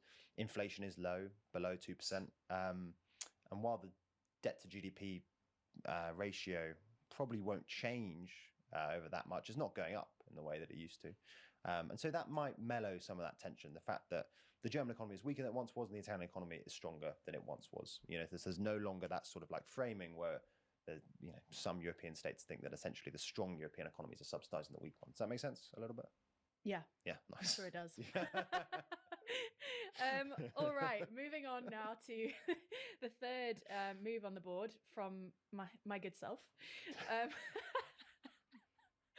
So I guess, do I ask myself? Yeah, Georgina. Yeah, I don't know how to do this. Sorry. Do you want us to ask you? Yeah, go on. Oh, drop my pen. So, Georgina, who's your winner of the week? Thanks for asking, Nadia. My winner of the week this week is UK Prime Minister Keir Starmer. This is largely because of the, I think, quite surprising phone call that he's had with US President Donald Trump, in which which was described by Westminster sources as very warm, very personal, and Trump has told Keir Starmer that he thinks he's doing a very good job. They discussed the Gaza ceasefire. I think Starmer acknowledged Trump's role in making that happen as well. They talked about the economy, and Trump also offered his condolences for the death of Starmer's brother on Boxing Day. So yeah, so very, very warm and personal, intimate phone call from the sounds of things. And I think this has surprised quite a few people. It's definitely surprised me, especially given that, you know, we've imagined Trump and Musk to be kind of two sides of the same coin, but Musk has said that Starmer should be in prison. He's implied that he was complicit in the rape of thousands of young girls. And now Trump is saying, actually, I really like this guy, you know, I like his country, and has also said that his first international trip abroad will be either to the UK or Saudi Arabia. Oh, really? Yeah. Oh. So things are looking good for the US-UK special relationship. That is a surprise, isn't it? Yeah. Yeah. So I'm not surprised, you know, Trump is, you know, big fan of Europe. You know, he has a lot of investments, especially his golf stuff. And he's not like crazy about like the grooming gang stuff. Like, he doesn't care about any of that type of stuff. Like, none of that affects him, so why would he care? He doesn't care about like Elon Musk care. I think this is good for Starmer as well, in that we've seen Farage and Reform UK and also Badenoch and the Tories very much want to be in Trump's good books. And Starmer doesn't seem to have really done anything to have ingratiated himself with Trump, and yet for some reason Trump is, you know, seems to be warming to him. Yeah. What do you guys think about? Oh, yeah, sorry, about you're this? the host as well, so now you've got to ask questions. I've got to turn it back. No, any thoughts? Oh, not really. I mean, it is. I think that's crazy that between like it's the first state that he might visit might be either UK or Saudi Arabia, like two very different countries. But I mean, yeah, I mean, I think what you said about kind of Nigel Farage kind of, you know, bootlicking Trump a bit, and Salma just like I think just sitting in Downing Street and just not doing much, but still being able to appease Trump and getting his good books is very interesting. And also that whole thing you mentioned about perhaps Trump undermining kind of some of Elon Musk's comments and his reactions does kind of make Elon Musk look even more like a bit of a, you know, little brat. I don't know what, but like it is interesting that they've kind of put two different they're on two different stances on the issue of the UK, and I don't know whether that's gonna become a rift that's gonna become wider or not. We'll see. I mean, it's still early days, but it is interesting. What you mentioned, Yeah, and on the Musk thing, I think that's actually there's some other evidence that I think that they're falling out a little bit. Trump, one of his first big moves was to withdraw all subsidies for electric vehicle manufacturers, which obviously that's Tesla. And then also Musk has been sort of shouting off on Twitter at the moment, or X rather. I don't think he is much of a truth social dude, but on X, because Trump has backed this what's called the Stargate initiative. Yeah, which is this like joint AI venture between OpenAI, Microsoft, and a couple of other people, which is supposed to sort of commit 500 billion to developing the first sort of, I think probably functionally the first AGI, artificial general intelligence, on American soil, essentially, which Musk is clearly not very happy about because this is his own AI venture, XAI, and he's sort of been staging a campaign against OpenAI CEO Sam Altman over on Twitter. Yeah, he claimed that Sam Altman and OpenAI didn't have the money to put into this pot, whatever. Yeah, and I think there's a bit of an irony. I like this as a linguist, that this US-backed AI initiative is called Stargate, and Musk has Starlink and is all about space and stars and stuff, and yet he's the one who hasn't got it. Almost feels like a deliberate kind of, jab at it. Apologies to the person who suggested this and to Pope Francis himself. Unfortunately, Pope Francis won't be making it onto our board this week. This is because we decided he's not going to get enough moves over time. And, we want lots of movement on the board. However, if you're a fan of the Pope and his political engagements, you should prepare yourself for the next copy of Too Long, because it's good. I'm not giving anything away, but there's a chance that the Pope himself will get a feature. And he's not writing for it, but he'll be written about. Well, or will he? Buy the magazine and find out. So apologies there, but we've gone for the second most liked comment, which in this instance, I think it's been a long time coming, is Mette Frederiksen. Good. I hope I got that right. Danes, tell me if I did or didn't. Who's a Danish prime minister. So what do we think about this? Just quickly, we should also probably apologize a second time around, because we actually, I think this audience submission was the same person as last week, and you weren't here, but we refused. It was the Greenland PM that time. Oh, it was the Greenland PM. Okay, never mind. Oh no, what, you think it was the Pope again? No, I thought it was same, Mertz again. No, it was the same. It was the commenter Okay. who's the same, who keeps on. I think it's Cassandra. Yeah, Feels weird Cassandra. looking down the camera and saying someone's mentioning their name. But we do see you, and we appreciate you. Yeah, thank you very much. Thank you, Cassandra. I'm sorry. Okay, but back to Mette Frederiksen. What do we think? Up, down, neutral? What are we saying? I mean, so what's the latest news on her is that basically she's had a call with Trump recently, and he kind of went at her again over the whole kind of Greenland situation. And I think her kind of tone was very much like, no need to panic, Denmark. No need to panic, EU. All right, everyone relax until something like actually, serious starts manifesting from these kind of threats from Trump about the whole Greenland debacle. There's no reason to panic, which I guess is great. It's good leadership from her. I think she's been very defiant in her kind of stance of things.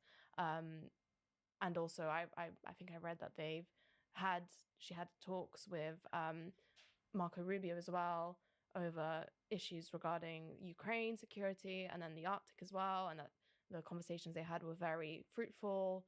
So, I think there's a lot of balancing going on between Trump, his administration, what can be done to avoid an invasion of Greenland. She's doing the best she can. Crazy that we're talking about it. You know what I mean? I don't know. I think she's slightly mishandled it to my mind. I think she's come out. So Trump made the same suggestion back in 2019, and back then, I think she described it as like nonsense or something like that. Came out very, very strong. This time, I think in large part because it looks like Denmark will become independent relatively soon. She's instead Greenland, yeah. She's instead focused on Greenland's autonomy. Said basically, Greenland can decide whatever it wants once it's independent. If it wants to become part of America, sure, and they vote for it, go for it. So I think she's been a little bit soft, and then also she's trying to sort of appeal to the Trump administration by stressing Denmark's value as an ally, and I just think that's always the wrong way to go about with Trump. Do you know what I mean? I think that it sounds weak to him. He's treating Denmark like a vassal state, and if your response is to go like, no, we've done what you asked before, he's just going to go like, well, yeah, exactly. I'm going to keep pushing you until you do what I ask again. And I think there was quite a funny moment when she announced another between 1.5 and $2 billion worth of investment in Greenland. And it included I think 2 new icebreaker ships, a couple more drones, but then it also included 2 more dog sled patrols. And then Trump on Air Force One was just taking the piss, and he was just being like, yeah, I mean, they can't do it. All they can offer them is more dogs, and I can offer you guys, I don't know, billions of dollars or whatever he's offering them. So I think in lots of ways she's misplayed her hand. I don't think that's how you respond to Trump. I think you have to do you have to be a bit stronger. But I also think that actually this is a massive mistake from Trump's perspective. I think he probably underestimates quite how badly it's going down with the rest of Europe. And, I think that in lots of ways, Americans, I don't want to get too much into this, but I think that there's a way of seeing this that if you sort of if you're an American politician and you look back over the past few hundred years, America has a long history of successful territorial expansion. But I think to sort of, America first sort of asked to buy Denmark in like 1867, and then asked on multiple occasions throughout the 19th and then 20th centuries. And I just think the world has changed a lot since then. Like, I understand if you sort of glance at a history book and think, oh, well, why don't we take Greenland? It looks pretty close, it would sort of fit nicely. We'd encircle Canada. But I think that it's such a violation of the basic principles of international law, and also just sort of modern norms and modern intuitions about self-determination and the right of states to, basically be independent if they so decide and make their own rules. That I just think it really undermines America's image, both in the international All right, let's see. Anything else? And amongst its European allies. Which is bad. And she was pretty low down on the list of Danish politicians who were ranked losers of the week. Who's the losers? Losers of the week. Let's start with Nadia. Okay. So my loser of the week, and it's my second time moving him down, is Alexander Vucic. So I think this actually makes him right at the bottom of the world leaderboard, alongside leaders like South Korean, the former South Korean president, what's his name, Yoon Suk Yeol, which is maybe, I don't know, maybe a bit too harsh, but if I'm mistaken, didn't he resign? My reason is essentially that he's facing an extraordinary amount of a complete loss of legitimacy himself and over his government, over his failure to meet student demands for the past 3 months, following the collapse of a canopy in the railway station in one of Serbia's northern cities. Just a quick recap, around, I think, 13 or 15 people died, and the protest kind of started as little gatherings, memorials for the victims, and it's now completely just outbursted into this massive energy and this massive kind of uprising across civil society, against not just against the regime. Their basic demands are essentially for people. Well, I mean, hopefully there's something positive can come out of this. Like you do not want to see Serbia fall apart, because, oh boy, that's gonna cause another Balkan war. People who are responsible for the tragedy to be convicted under the proper kind of persecution, which was over corruption and financial, whatever, all these kind of financial bits and bobs. There was a general strike on last Friday. They're planning a new general strike in the coming days. Today, a large part of the main motorway in Belgrade was completely blocked off. And essentially, just more and more people from civil society are joining these protests. It started mainly as students, and people were essentially scared of joining because there's a lot of fear of that if they do walk out, if they do join general strikes, they'll lose their jobs. There's a lot of intimidation in the entire, in society in general. but people are walking out, they are rising up, and it's a massive deal in Serbia right now. So he's moving down. Yeah.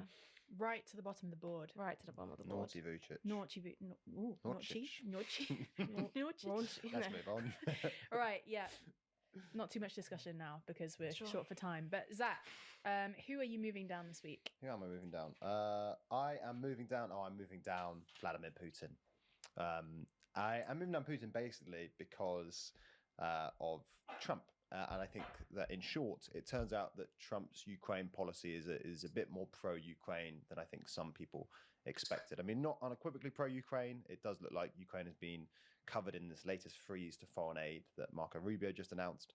But in his sort of speech at Davos quite recently, Trump made it clear that he is going to continue supporting Ukraine until Russia comes to the negotiating table, and very much blamed Russia for the lack of peace talks,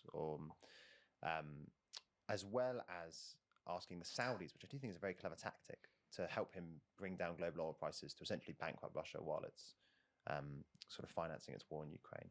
So that's why he is going down. I think he would have really been hoping that Trump would immediately abandon Ukraine upon coming to office, as he occasionally signaled he would during the campaign. And the fact that he hasn't and has instead sort of turned on Putin, I think. And that is a bit shocker. I am surprised he has any support for Ukraine. You think he would just be sucking, Russia's dick the entire time, just going click, click, click, click, click. Will be going down quite badly in the Kremlin. Interesting. Another one to watch. Russia's economic woes continue to worsen. And we will be doing endless videos on that over on I'm sure you will. And finally, Georgina, who are you moving down this week? My loser this week is Ursula von der Leyen. This is because of pressure exerted on her by business people and other stakeholders in Davos, the World Economic Forum, in light of, given Trump's entry into the White House now, that there's a lot of pressure on her to scale back the EU's sustainability agenda. And this is bad news because Ursula von der Leyen made continuing the EU's sustainability agenda and supporting the Green Deal one of her five pillars, or one of her main pillars of her second term? It's always been one of her main pillars. It's always been one of her main pillars, and it's pretty bad that she's getting so much pushback on it now. I think people are emboldened by, Trump's very anti-climate agenda. And in fact, France's economy minister as well on the 20th of January sent a letter to Brussels asking for them to delay a new directive on corporate due diligence and sustainability reporting. And there's a lot of that's not good to hear. I mean, that just shows that there's a lot of corruption in France, especially when it comes to their businesses. They do not want to be held responsible for, environmental causes and climate change and shit like that. That's not very good. Hopefully she can resist some of that and, tell all the European nations, gotta do better. Don't want to end up like America. Right-wing parties doing well in Europe at the moment, which have quite staunchly pro-deregulation, especially from an environmental perspective, policies. And I think this is, we've seen it with the farmers' protest before. Von der Leyen rolled back some of the pesticide rules and laws on diesel fuel, and I think this is ultimately going to push her the same way, and she will probably scale back some of the EU's green policies. That's my. I think honestly that's such a good call, and I do think that the vibe shift has been so quick on green politics, because only last year when the European Parliament elections, she watered down her Green New Deal, but she was still pretty ambitious. And the fact that it's already coming, even the watered down version is already coming under more pressure. I don't want to get too much of it, but I just want to say one thing, which is that I do think it's all a bit of a symptom of the fact that originally, and when it was first announced, sort of back in the mid-2010s, the Green New Deal, not just in Europe actually, but sort of variants of the Green New Deal in places like America and other developed economies, was sold as this sort of all-encompassing solution. It would be that we would make the green transition, we would re-industrialize Europe, and then we'd also create all these great green new jobs, you know what I mean, that are sort of like modeled on the industrial jobs of old, that are sort of dignified and well paid and stable, and maybe just rejuvenate the economy as a whole. I mean, whether we like it or not, they have done a great job. obviously I understand there's some pushbacks from like businesses and some people, some politicians who take a lot of money from the oil and gas industry, but yeah, it's really helped out like a lot of states: Utah, Texas, Arizona, Colorado, Nevada, California, just to name a few states. Obviously, Florida could be one too. And I think that was always just a bit of it was just a bit ambitious. I just think that the green transition in lots of ways was always going to be difficult, and to pretend that it wasn't going to be difficult sort of only delayed political pain. The last thing I say as well is I think that Mertz will make her job harder, because Mertz is also clearly becoming a bit of a green skeptic, and as well as his positions on the Schengen area and probably his sort of aversion to further debt sharing, that will all make von der Leyen's job more difficult, despite the fact that they're actually from the same party. Yeah, maybe former colleagues as well. Yeah, sure. I know it's going to be. There'll be a real irony if Mertz is the one who sort of, well, not scups the entire EU. I think that's too dramatic, but I mean, he will put almost plausibly an end to the single market if he really does permanently suspend Schengen. And there's a deep irony to the fact that obviously, like, Merkel made the current EU as we know it, and Helmut Kohl, most of the European Union should be really credited to Helmut Kohl. Without him, and he was a CDU leader back in the 80s and 90s, without him, you just wouldn't have the EU as you know it. And we might all be upended by another CDU politician. Well, history, eh? Crazy. We shall see. We shall see. And with that, let's move on to the final part of the podcast now, our biggest winner and biggest loser this week. All right, who is the biggest winner and biggest loser? Let's rattle through this quickly. We've got Maloney, Trump, Keir Starmer, or Mette Frederiksen. Oh.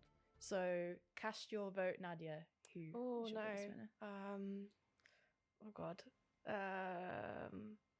I think, yeah. Okay, I'll go for Starmer. I was actually persuaded by Starmer as well. I think you made a good pitch there. Yeah. You know what? I was surprised by my own pick, but yeah, okay. Well then, that is quite surprising. Keir Starmer now moves again off from neutral up into one above center. Shock, horror. Okay, and our loser, biggest loser of the week, we've got Putin, Naughty Vucic, or Ursula von der Leyen. Ooh. Who are you going to go for? I'm going Vucic. I'm actually also sold on Vucic. Yeah, as am I. Oh, he's already on the bottom, so he gets. I think he gets a little wiggle.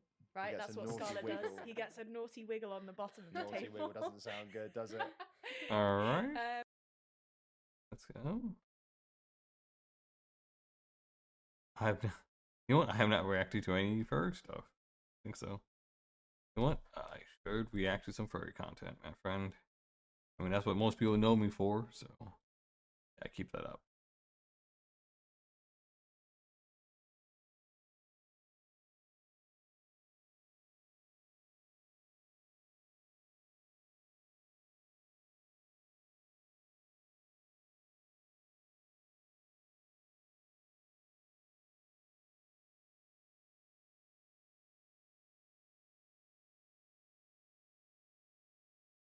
Breakwing Gaming.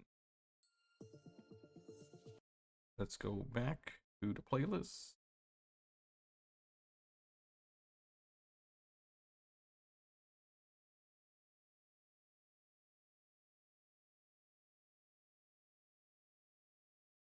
Am I missing it?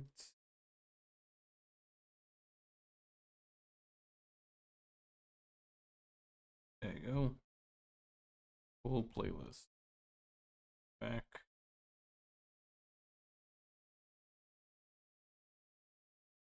Yeah.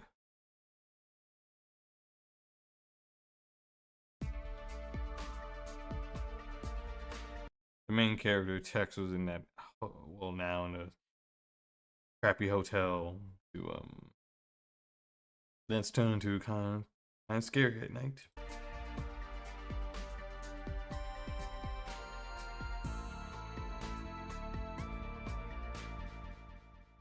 Hey guys and gals, Never here from Breakwing Gaming and 70 Mount Twitter, the Gaming Drag. Today I'm coming back at you with the Let's Play episode of Tian Wei Wei. Anyway else, go ahead and jump right back in, shall we? Alarm chain, you were up.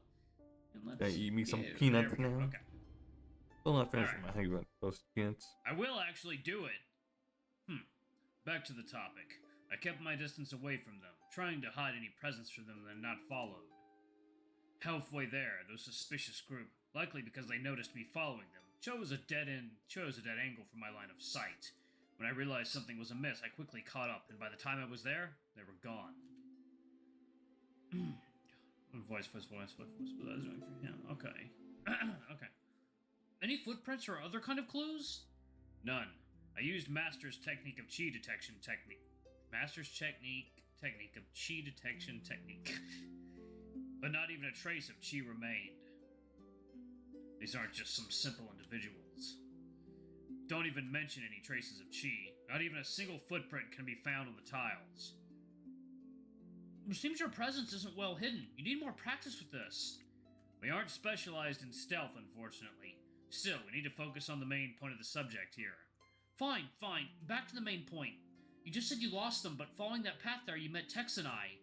Yes, which is why it was out of my expectations to meet the two of you there. As of currently, there are two possibilities I can think of. One, they were following you, Chin-Hu, to impede us from the investigation. The second, the one they are following is that little brother called Tex. Oh, can't believe I'm famous now. Could those be my fans? That means I have a fan club now?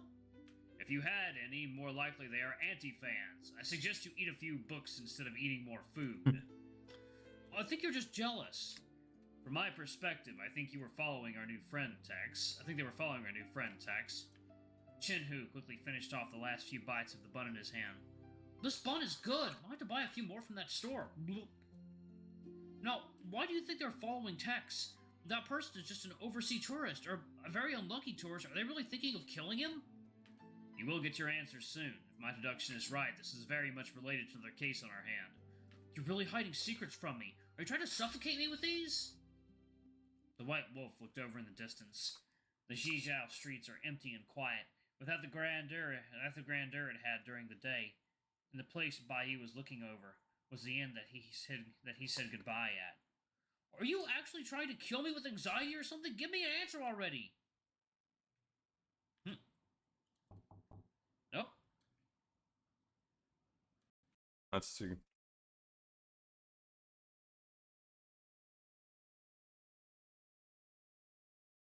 Let's see. Why are these people after Tex? I mean, so far they've been murdering locals. Why would they murder the tourists? Foreigner. Would that not make their lives a lot harder? That's what I'm guessing, but hey, I could totally be wrong about this type of shit, so. Uh-oh. Ah! What the? Middle of the night? A series of suspicious knocking sounds woke me from my sleep. Originally, I didn't really care about it at all, and was hoping for it to end soon. But the knocking was truly annoying me. There we go. Oh, that's some good water. Oh yeah, baby. Okay. Ah, shit, music's gonna be... I fucked it up. The music's gonna be all weird and happy during this creepy-ass part. Here, let me, okay. Alright. Again. There we go. Again, the knocking frequency was much more urgent from previous ones. Already the state of this inn already made me uncomfortable. This sound only made chills in my heart more prominent. I rose So who's up knocking on his my fur bristled, my tails tightened straight. door? I carefully moved across the floor, searching for the origin of the sound. I turned suddenly to the sound, my pupils growing wider in the dark, searching for the source, and found myself being scared for no reason. What? Just the window not closed. Huh. Must have been the wind. I exhaled in relief, my guard finally down. Maybe I've grown too sensitive from today's event. I really don't want to involve myself in any more troubles. I walked up to the window to open it fully, a chilling wind blowing over my face. The moonlight shone in, mischievous and cunning. And as I looked up at the sky, where the two crescent moons reflected the freezing light into the room... Twin moons? Twin moons. But I remembered that I closed the window properly when I went to sleep. Is the wind that heavy? Or perhaps the hotel is too old and the window is insecure. Plus, the wind tonight is a little large and blew open the window. I told myself this over and over again to comfort my agitated self, and closed the window once more, even shoving it a few times.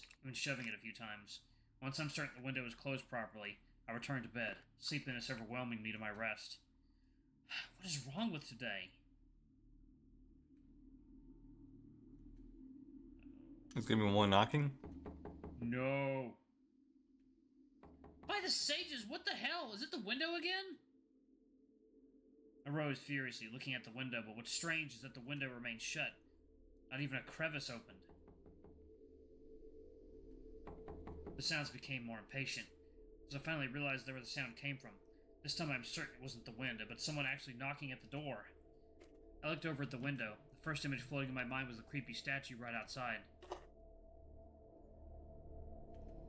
shit. I've had enough! What kind of person would pull this prank? I don't know. All I could feel was my nerves strained and tightened as I picked up a heavy book from my bag and moved step by step closer to the door. I'm hoping not to make any strange creak on the floor. I adjusted my center to put less pressure on my feet, tiptoeing across the door front. Suddenly the knocking stopped. The sudden silence made me freeze in place. This is not CGI. So I don't want to skip that. We've been planning this trip for months. Remember to smile and act happy. Iris, wake up. What? The sudden silence made me freeze in place, but it does no good if I remain here rooted here. I took a deep breath and peeked out the crevice between the door. Alright. Oh!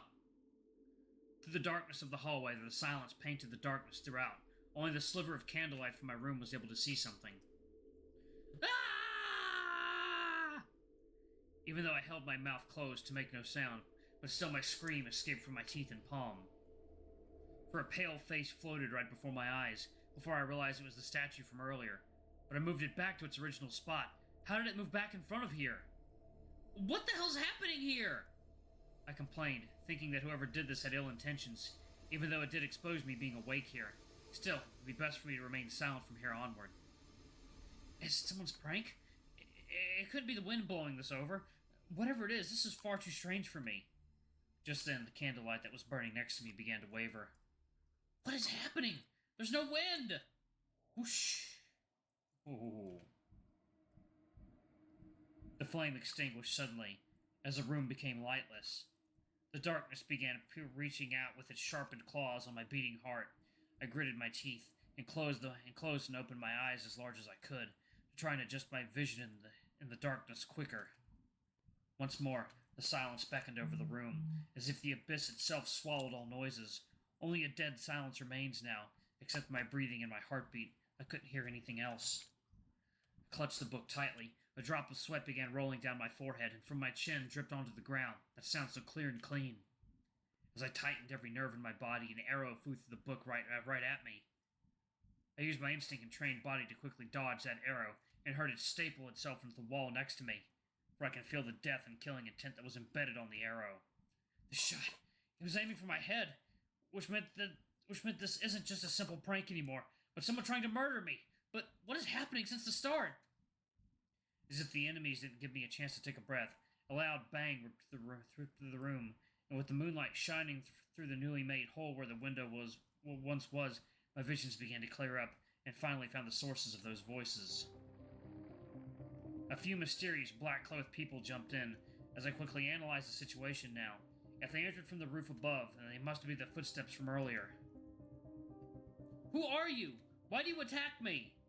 They didn't answer, but drew their blade and struck forth, synchronizing their movements as if they're of one mind and body.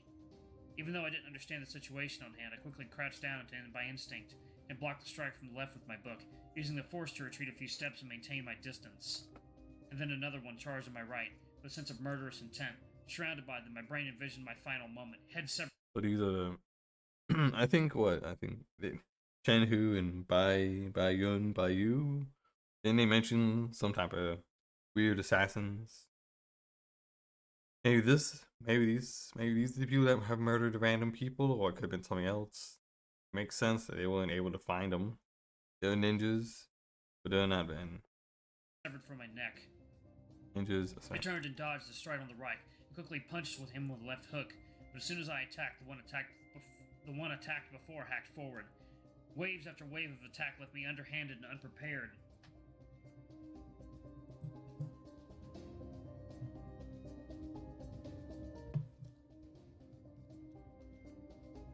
Ooh. 1 second, y'all. Ooh, let me adjust myself. Okay, there we go. I can only turn and grab his wrist before twisting it forcefully to disarm him, while the other hand quickly threw a heavy punch in the gut. Then, the footstep sounds from behind made me turn subconsciously and took a step back, barely missing the backstab incoming. And taking the opportunity with a chop on the neck and a punch to the lower jaw, I quickly took him out. Gah! 2 black-clad assassins fell back, dropping heavily on the ground. Damn, this boy can defend himself. I ask one more time, who are you and why do you attack me? Why is there such a strong guy here in the end? Oh. I'm plugging my headset, y'all. 1 second. Okay, come on, baby. There we go. We're saved! Do I have any... don't have any water left. Yeah, I'm all out of water and I'm all out of Pepsi. I'm a little thirsty. Then get him together! Don't give him a chance to breathe! You won't listen, do you? Before I could position myself properly, the door suddenly opened next to me, and came another couple of black-clothed assassins armed with various weapons aiming for me. I dodged the strike by bending over, before rolling away from the other attacks. With so many numbers, after a few dodges, I felt a strike in the arm, with a spurt of blood spraying from the wound. I yelped in pain. Ah! If you would have been obedient and nice and died in your sleep, it would have been all fine for you. I quickly grappled the arm of one of the assassins while he was sheathing his blade and twisted him over. You really think that... I think it's pretty rare to see an MC who can actually fight. I mean, like, especially like in these fantasy adventure ones, usually they're kind of useless. I'd roll over and die after surviving many years like this? I slammed him heavily on the ground, then backstepped, only to stumble onto the wall behind me. The pain in my arm began irritating my nerves, forcing me to stay awake, but the tiredness from the day before wasn't completely eased, and the flowing blood quickly robbed me of my consciousness. Damn it! If so, burn this into the ground! Destroy everything until we find that thing! There's something in the end they're trying to find? What is it that they're willing to go that far? Damn it, my arm hurts! In my wavering consciousness, I could smell an acrid burning from outside the door. The smell triggered that painful part of my memories, and the screams from outside the door began echoing out. The smell! Is downstairs burning? That inferno that robbed me of everything began overlapping in the image in front of me.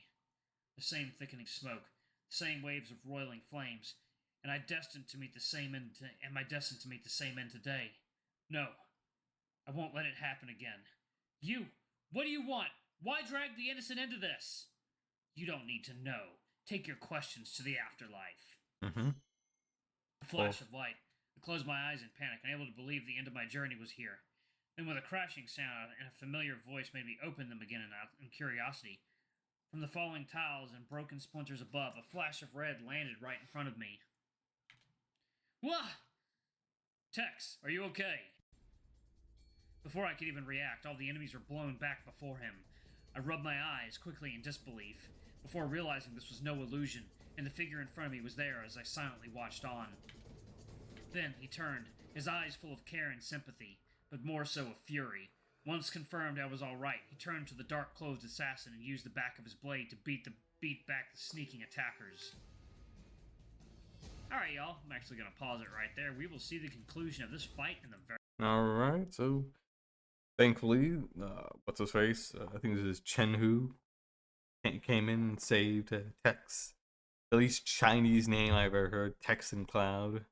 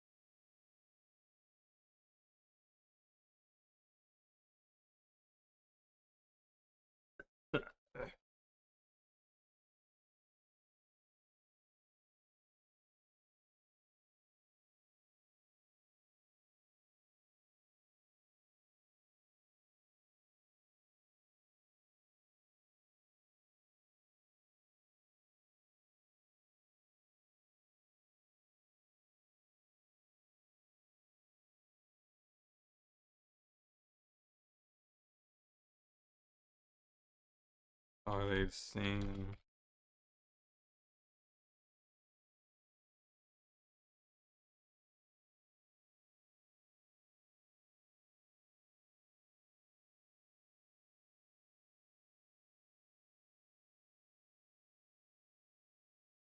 Alright, there you go. Very next episode. Thank y'all so much for watching. I love you all, and I shall see y'all in the next video. Alright, let's go on to the next video.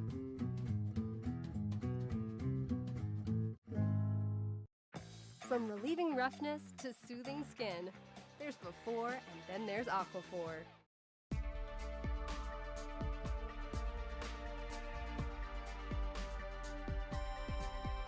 So it's got a lot of bug fixes and everything, and we wait. And this time we're looking at the Renpy version. So it's got a lot of bug fixes and everything, and it looks like Oh, so he was not using the Renpy version. Renpy. So it looks like he was using that one. Hopefully, he had to replay the game. the music bug is fixed, so let's go ahead and jump right back into it, shall we? Alarm chain, you were up, and let's go! Before I could position myself properly, the door suddenly opened next to me, and in came another couple of black-clothed assassins armed with various weapons, aiming for me. I dodged the strike by bending my back over before rolling away from the other attacks. With so many of them, after a few dodges, I felt a strike in the arm, and a spurt of blood sprayed from the wound, nice and was sheathing his. All these years, my arm began to irritate blood quickly until we find is making the burning smell began echo that same thing. He wants to the ass of panic. Skip all this. Okay. Before I could even read illusion, his eyes dark closed. Damn it! Where did this guy come from? And where are the men outside? You absolute bastards! What have you done to my friend? Chen Hu! My voice trembled in shock and pain, and in my eyes the tiger in front of me looked so tall and huge, making me a little choked on my words. And then from the broken doorway a white figure bolted in, with multiple black-clothed men's bodies lying still around. Sorry for arriving late, Tex. You okay, brother? Don't worry with me here. They won't even get to harm a single strand of your fur. You two, what are you doing here? Now's not the time. Let me see your wound. Alright, the music's doing a lot better. Bayou ran over quick and quickly picked up my forearm before pulling out a liquid medicine and poured it over my wound and then bandaged it quickly. Not too deep of a wound, thank goodness. How's it feeling? Can you move it?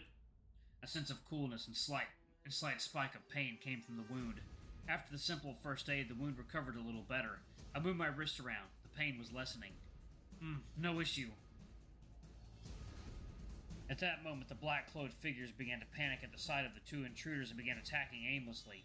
Of course, they weren't anywhere close to being the opponents for these two. Chen Hu drew back a reddish blade from his gigantic sword sheath. With a sparking sound, the blade shone with red light, and then blazed into a tongue of flame. Flowing cloud blade, sky flame! A flash of flame followed by the sound of an explosion, shaking the entire inn with that one strike. A wave of smoke came over me as I tried to shield myself from the blasting force of the wind. This is the best thing to do in such a small, confined space. Wasn't like the inn already on fire? I'm struggling to process whatever I just witnessed. When the smoke cleared away, left behind was a swath of unmoving bodies and a roof blown apart. In the empty night, a red scarf fluttered in the wind. Below the shining moonlight was the steadfast figure of Chen Hu. What is this power? Quite a complicated and long story. I will explain it in the future. Now's not the time for this. Bayou quickly tied a knot on my bandages. This should do for the moment. Can you stand? He gently extended his hand forth and I grabbed it. To stand up while barely forcing out a smile. Unbelievable. Saved by you guys once again. No need to thank us. We arrived a little late and didn't expect that they would actually set fire here. We'll continue this conversation later. The fire is spreading. We need to evacuate the residents in the inn, bring them to a safe place, and extinguish the flames. Let's split up and evacuate the civilians. For goddamn sake, you good-for-nothings can't even finish a simple task like this? We were intercepted by these two strangers. The mission briefing didn't mention what to do here. Who's that? I don't know when, but now there's another figure on the rooftop, different from the black-clothed assassins. His stature was far larger, and despite him already making his appearance, I can hardly sense his presence. In just a glance, even I can tell that this man is a dangerous one. Who the hell are you? You think of yourself as some story's protagonist? One that He has multiple blades. I can't tell if that's a bow or a blade, because he has something here. Yeah, he has arrows, that makes sense, and maybe a blade? I can't tell. It's really hard to tell what he has. that stands on the high ground at the end of the climax. Shinhu pointed his sword at the mysterious figure while showing a face full of provocative expression and speaking in a tone of mockery. Ha! Don't make me laugh. What kind of protagonist are you when most of your men are wiped out? Wiped out? What made you think that? This person only brought a couple of men to this fight. Suddenly, Bayu's expression began to tighten in seriousness after realizing the figure ahead of him is in a completely different league compared to those black-clothed men. And from the hall below was a squadron of footsteps, seemingly telling that the reinforcements of the enemies had arrived. Our men have surrounded this place. If you two gentlemen can step aside and let my men search the place, we'll leave in peace once we've found what we desire. If not, well, I'll gladly add in an extra 2 tally to the casualty count here. What do you want? None of your matter, child. His words ignited my anger, burning again. What did everyone... What kind of sentence? None of your matter, child. I think he's supposed to say none of your business, little kid. Calling my child, a little kind of weird. None of your matter, child. His words ignited my anger, burning again. Why did everyone like to speak halfway? Why does everyone speak in riddles here? It's damn confusing and annoying. No need to waste your breath with this kind of people. Just destroy them all, I'd say. Calm down, Shinhu. If you're not willing to divulge, then we won't back down either. If we fight now, it would be a lose-lose situation. You don't want most of your men getting sacrificed here, yes? How about this? If you're willing to listen, a bargain can be made. Your bargains are of no use to us. The one with the bargaining power as of now is me, not you. The lives here? Negligible, all of it. I see conversation is pointless in the end. As soon as he finished, the person drew a few marble-like pellets and flicked them in the direction of Shinhu. Look out, Shinhu! Dodge! Those are bombs! Oh, what? The tiger didn't even realize the approaching danger, and in a flash the marble shone in a blinding light and a loud explosion happened. Boom! Huh! Shinhu! Bayu, are you two alright? Bayu stepped up and grabbed me out of the room, thanks to him using a bedsheet to block off most... A bedsheet blocked an explosion? What? We managed to safely avoid the explosion. Damn! Some strong-ass bedsheets. What's that thread count? Once safe, I looked back. Maybe not the actual explosion itself, but maybe like shockwave that could maybe help out, or you could misdirect some of the explosion or shrapnel or whatever. Shinhu in the room. You bastard, playing dirty for real? With a leap, he jumped up and slashed at the figure above, but the person was prepared, retreated a few steps without panic, and began running away as if everything is planned. Bayou, Tex, that bastard's mine. Go evacuate the residence now. You idiot, it's a trap, don't go. But Shinhu quickly ran after the guy and didn't catch Bayou's warning. No way to reach him now. It's a single cell, brain cell, idiot. Tex, it might be a little too much for you, but I need you to help me. Bayou rubbed his eyebrows, and amid the sentence, a horrified scream began echoing down outside the doorsteps. Oh no, what are you doing? Came from the downstairs. Let's go. I ran alongside Bayou downstairs and found a large group of black-clothed figures that swarmed into the inn. Master Xing Chung has ordered, kill everyone here! Wow, he gave away the master's name, but another thing is, it must be really hard to get in or out of this burning inn. It's like at least 3 floors high, and probably very easy to burn yourself or have the smoke choke on some smoke. Whoever gets that item will be rewarded with a 3-tier worth of promotion. You bastards, what are you doing? I rushed forward with a punch. Unfortunately, I wasn't able to throw out a full-powered punch due to my injury, causing the man to only get staggered instead of becoming unconscious. Damn it! Ow! Ooh, what the? Whoa, what's going on? Hey! Let's see, we got quite a bit of bits. 10 bits from Morbid Wolf. Hopefully I'm pronouncing that correctly. Ooh, that came out of nowhere. Sorry. I was not expecting that at all. Oh. Thank you for the bits. And thank you for, being my friend. Hello and welcome. Nice to see you and meet you here. Let's see. Nice shout out. Have not streamed any games at this moment in time. Okay.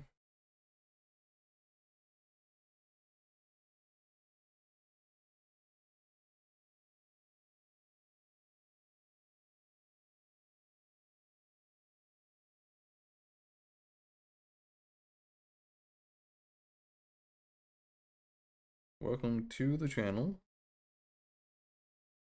Hopefully, you guys are having a good time enjoying yourself. Let's see.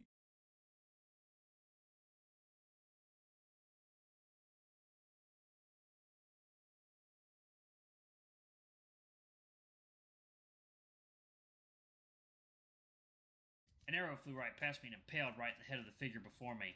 I turned to where the arrow came from and saw Bayou with his bow drawn. He smiled at me as if he's passing a message of trust me through our eye contact. In the Air Force, we operate as a team of teams. We believe greatness can come from anywhere. With the flexibility... Second, Neil.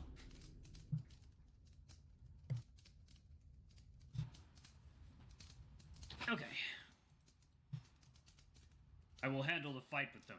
You're injured and unfit for combat. The main priority is to evacuate the residents here to safety. If I stayed and fight, the wound may worsen. How many people are living? I mean, you have, let's see, you have one, obviously Tex himself. Then you have the innkeeper, the daughter, and at least one other person. I may end up dragging Bayou down with me. Better listen to him here. All right, you be careful too. I ran quickly over to the heavily injured person and helped him stand up. But his blood, together with his body temperature, continued to leave through the wound. This wound will need a quick emergency first aid. Damn it, why did all this happen? Hold on, I'm taking you out of here. Huh, please, save me. I don't want to die. This person got Don't hurt. worry, I'll get you out of here. Just hang on, stay clear. Wait a second.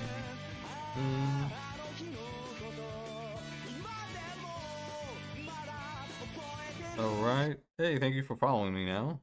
Thanks for the follow. Wow. Bits and a follow. That's pretty rare, but thank you, man. That's pretty cool. Thank you. Follow. If you enjoy any of this, you have a link tree where you can check out all my social media if you're interested in seeing me on here or here. It could be on Twitter, TikTok, Instagram, Blue Sky, YouTube. I have my own Patreon. I do have my own Discord as well. So if you're able, or you also there's also a link to my donation, my my throne. So if any of those things interest you, please take advantage of them. It's I don't get to meet a lot of new people these days, so cool. Reached their peak. They're only starting to reach upward from the first floor, meaning I still have time to evacuate everyone here. I carried the injured man outside step by step. And so we came outside, where the air wasn't so scorched and dry. I ripped the man's clothing into ribbons and began bandaging the wound. Ugh! It hurts! No worries, just hang on a little longer. Once I'm sure it's bandaged enough, I stood up and told him, "You stay here and don't go anywhere. Wait for me to bring everyone else out. Remember, stay awake." "I don't want to die! I don't want to die!" That pain contorted his expression. Tears began wetting his cheek. I looked at it all, bringing me back to that very night many years ago. No one wants to lose their life in a pointless tragedy. Everyone has the right to live. I crouched down and patted his shoulder. Giving him courage was the only thing I could do now. Your will is your weapon. Believe in yourself that you can live. Don't ever give up on living. Right, never give up, which is why I'm going back in there. Alright, so who else can you save? Alright, y'all, I am tired as hell. I'm gonna go ahead and pause it right there. This will be somewhat of a bit of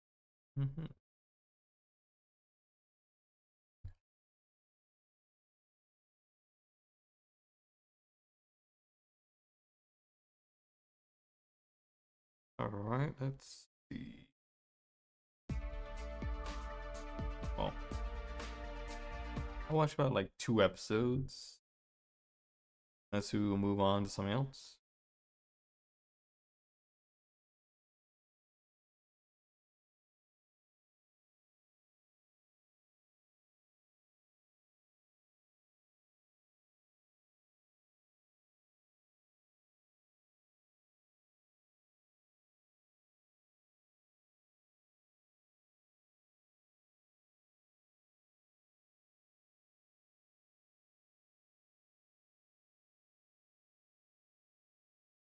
Let's see.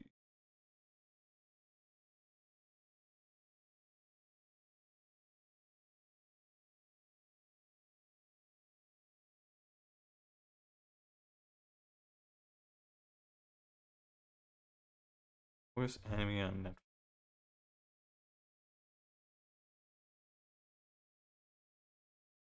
The doc believed that Yuri is responsible for shooting the ray gun that was clearly nowhere near them and from a different location. How is anyone this fucking stupid? This is high rise invasion. I actually like this anime. Tell me how you feel, please don't lie to me. What would happen if you blend horror anime with isekai anime? Well, it turns out you get trash. All isekai anime by default suck anyway, but horror anime also sucks. Like, let me not even cap like there are any good ones out there. I can admit that horror and isekai anime sometimes bring extremely interesting concepts to the table. However, 90% of the time, they are executed terribly, or the characters are dumb as a sack of rocks. And this show is no different. High Rise Invasion is a series about random people trapped in a world with these crazy ass niggas called masks, and they whole shit is basically, you should kill yourself now. These niggas' entire objective is allegedly to scare you into committing by jumping off a building. But we wouldn't be here if this show wasn't complete dookie butter, nigga. That shit is dumb as all hell. The plot armor possessed by the main characters is unbelievable on any level conceivable. Like, the first episode, we are met with our main character, Yuri Hanjo, and she was on the phone with her brother who is also trapped somewhere in this world. We then hear a random lady on another building getting followed by a mask as the brother tells Yuri that the masks aren't actually trying to kill you, they want to push you to the edge of despair, so you jump off the building. Not sure how jumping off an 18, 19, 20-story building is easier than fighting a nigga with a baseball bat. Well, I think I might get in trouble with the guy just repeating that word over and over again. So yeah.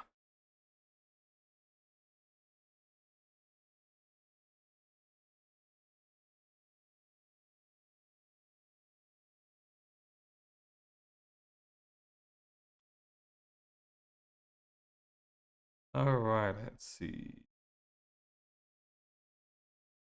Alright, let's check out some furry memes. Unfortunately, no. There's gotta be something else besides that, right? Maybe some. I can't do any fursuit dancing because most of that's gonna be like copyrighted music, right?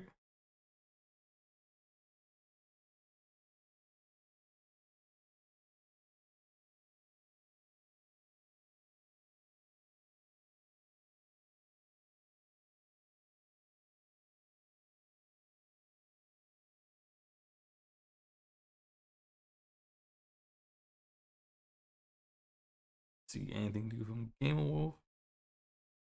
I know you finished game.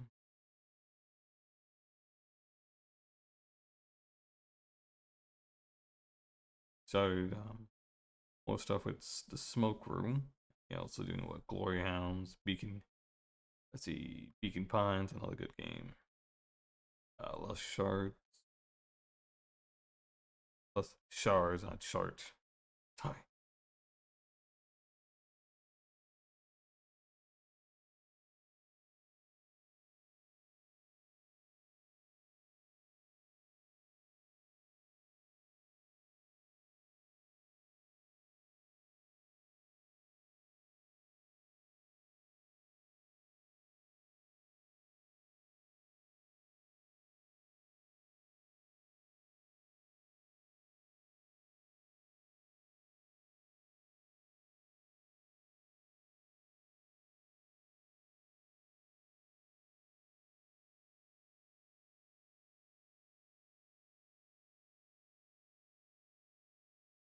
That's right. I saw that video. That one's good.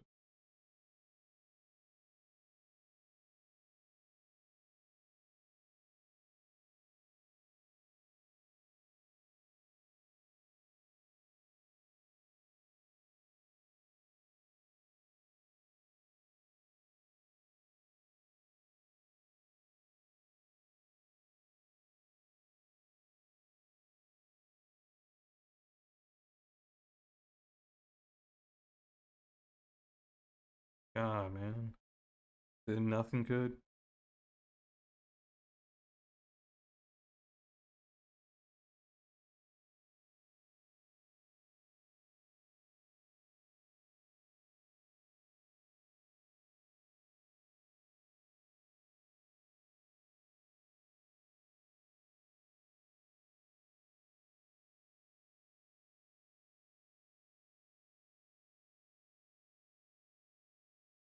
There's gotta be something good, right? Jesus. Gotta be some other good, furry content. Watch.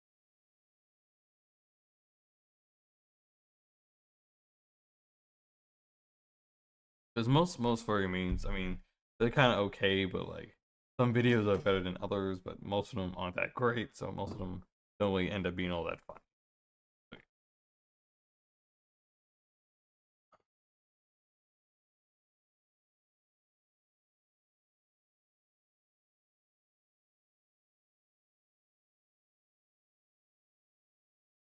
Hmm.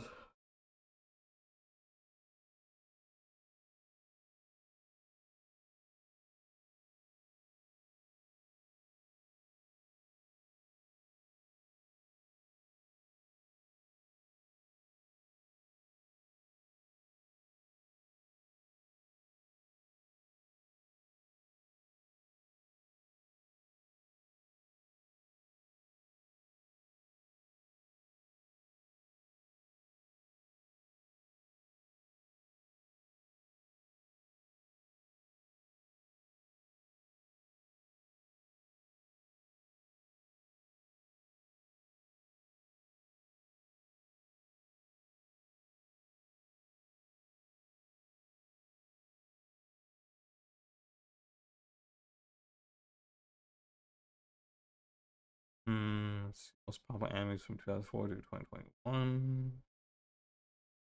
That could be one.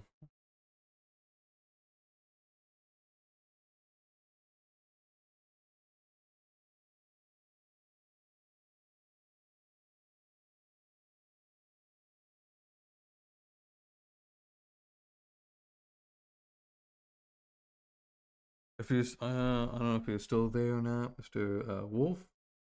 Let me know.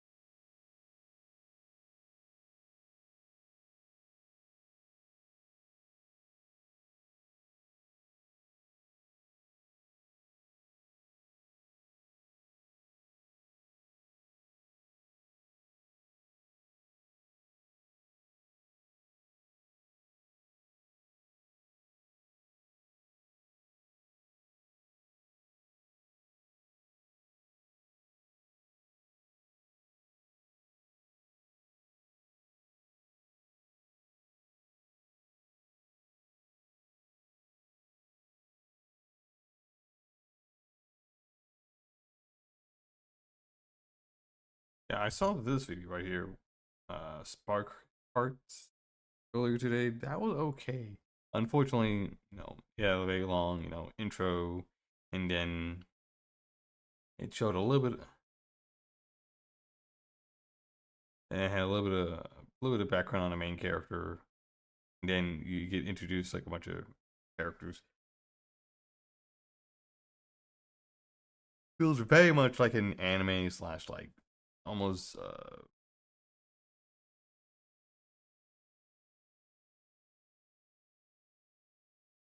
feels very much like an anime, like a more like an anime dating game.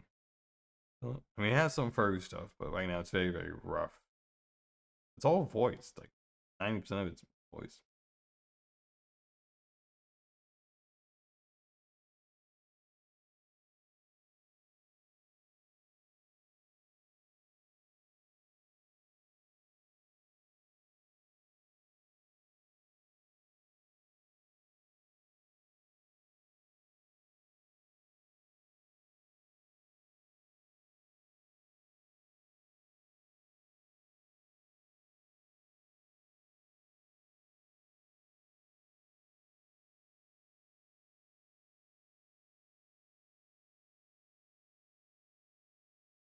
It's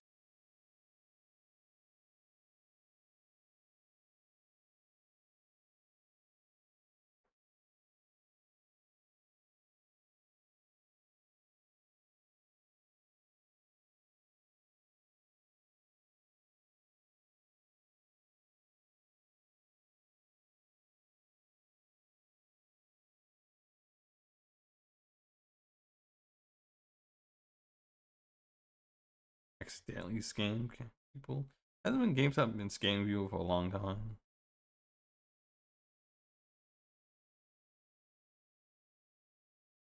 I can't remember the last time GameStop ever gave, very good cash or credit on any used games. So.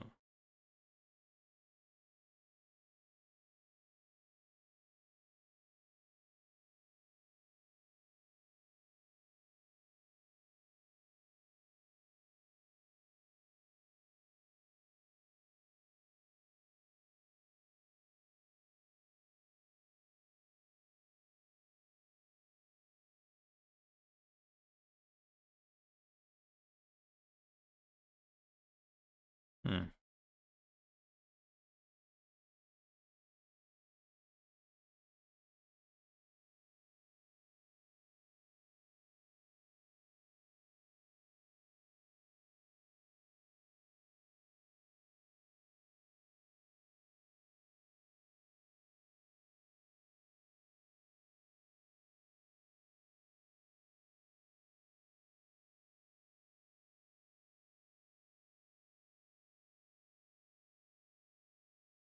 Let's see, come on.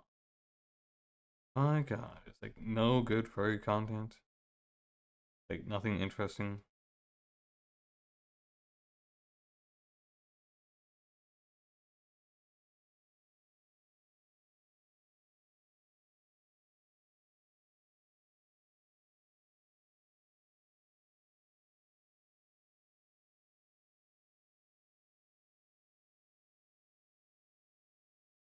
Citizens to Sleeper Star Wars. What's that? What the?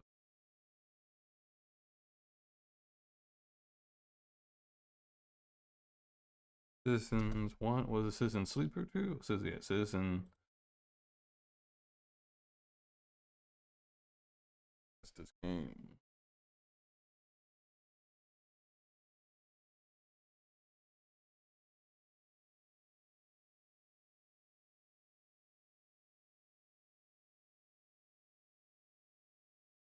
Yeah, Wikipedia page.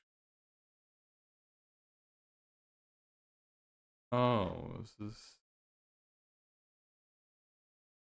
this like some type of like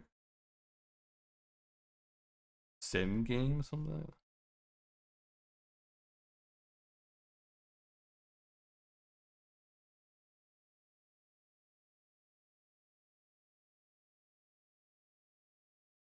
Oh, it's like I guess you build a spaceship? I don't know. And then you have crew. Hmm. Don't really interest me, but hey, it interests other folks, and it looks like it's getting really good reviews. So.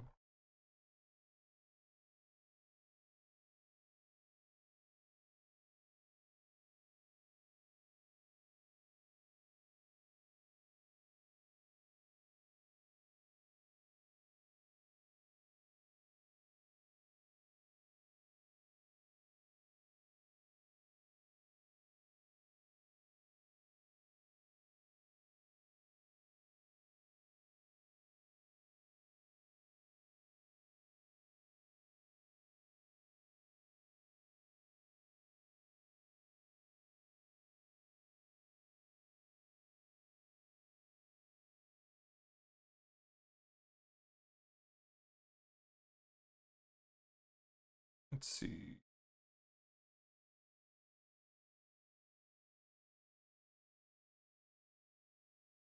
And this is like really, really annoying. I cannot find anything good. Lights. It's still playing Smoke Room, which, yeah, I should go back and play some Smoke Room as well, man. Like I am so behind on that game. The only furry visual novels I've been playing is like Dawn Chorus and still Echo, not Echo, fuck, Tennessee's Santa Lucia too. There you go, Furry. I punched them. It's just like a lot of them don't interest me, or I just don't care. I'm fucking picky. Fuck. Trying not to trying to play too many visual novels, because unfortunately I'm not making money off of that. You know, if I had a, you know, maybe I need to make a YouTube channel and start making money. You know, start uploading my playthrough.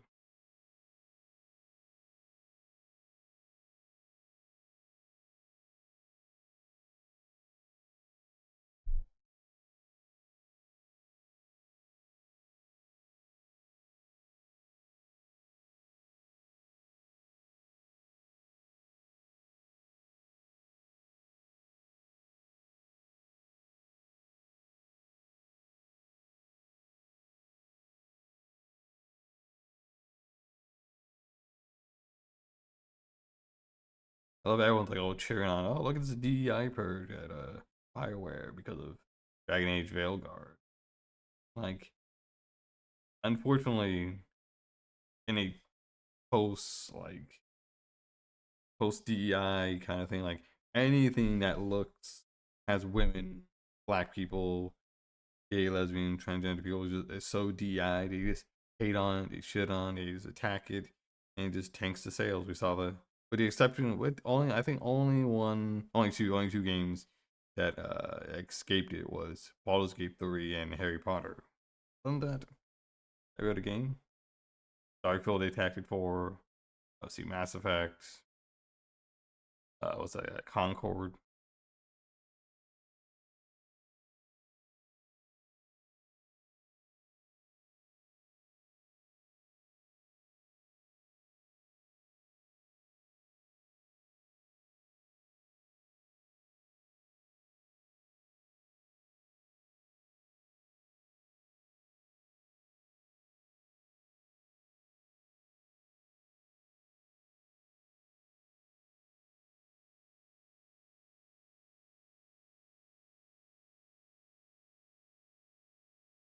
Yeah, it doesn't look like there's not much to react to. Like, at least something good.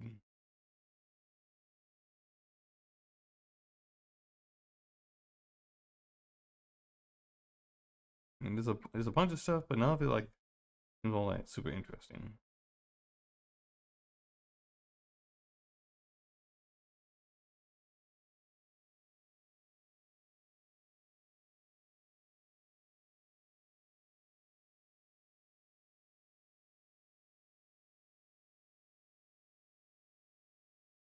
Well, unfortunately, eggs are gonna be real expensive. I don't know how expensive they are in the UK now.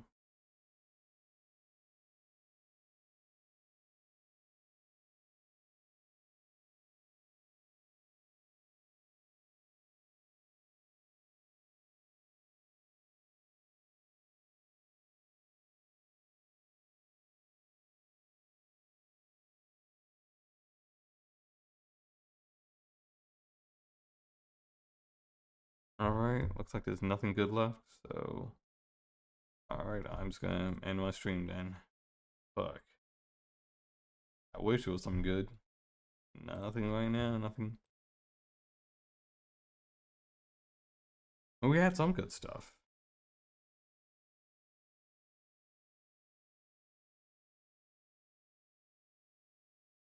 So yeah.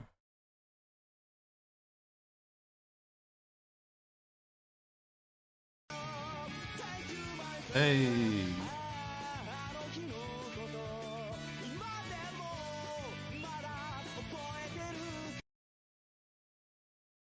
with a last minute amount of bits again. That's 20 bits.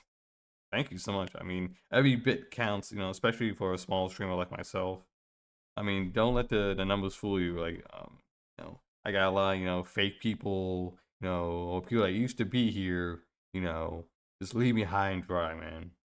You know, so hopefully starting today, here in 2025 and beyond, you know, I get real people talking with me, being with me, you know, being engaging in a chat, you know, supporting me on my social media, and just growing that audience.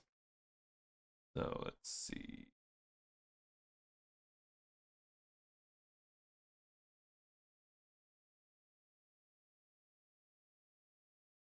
Let's see.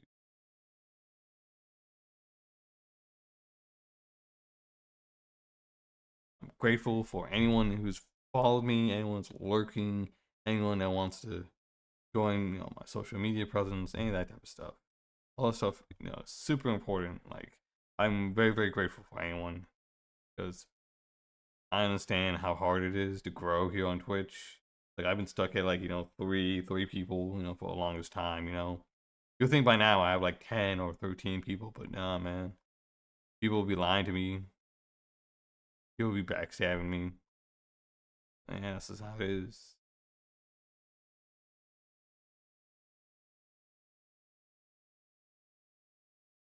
Oh, let's see. Darkest Dungeon 2.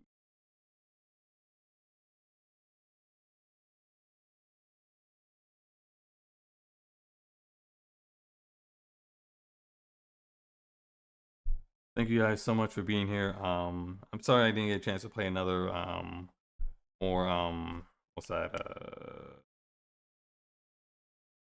Dynasty Warriors. Maybe I might do another stream over the weekend. It could be more just chatting, or it could be another round of Dynasty Warriors to make up for the day I missed. I know this Saturday I'm working, but I have an early shift, so I might hang out with my friends that day on Saturday, or I might do it on Friday. Depends on my mood. But in the end, thank you guys so much for being here. Hopefully you guys are enjoying these just chatting streams. Or anytime I stream any type of game, whether it be big, small, new, or old, or if it's DLC, or it's a multiplayer, single player, you know, those type of things. Thank you guys so much, and goodbye. As a person, you know, who's been streaming for a very long time, I understand the grind, and I understand, you know, the mindset. I just hope it, you know, pays off here in 2025. Thank you guys so much, and goodbye.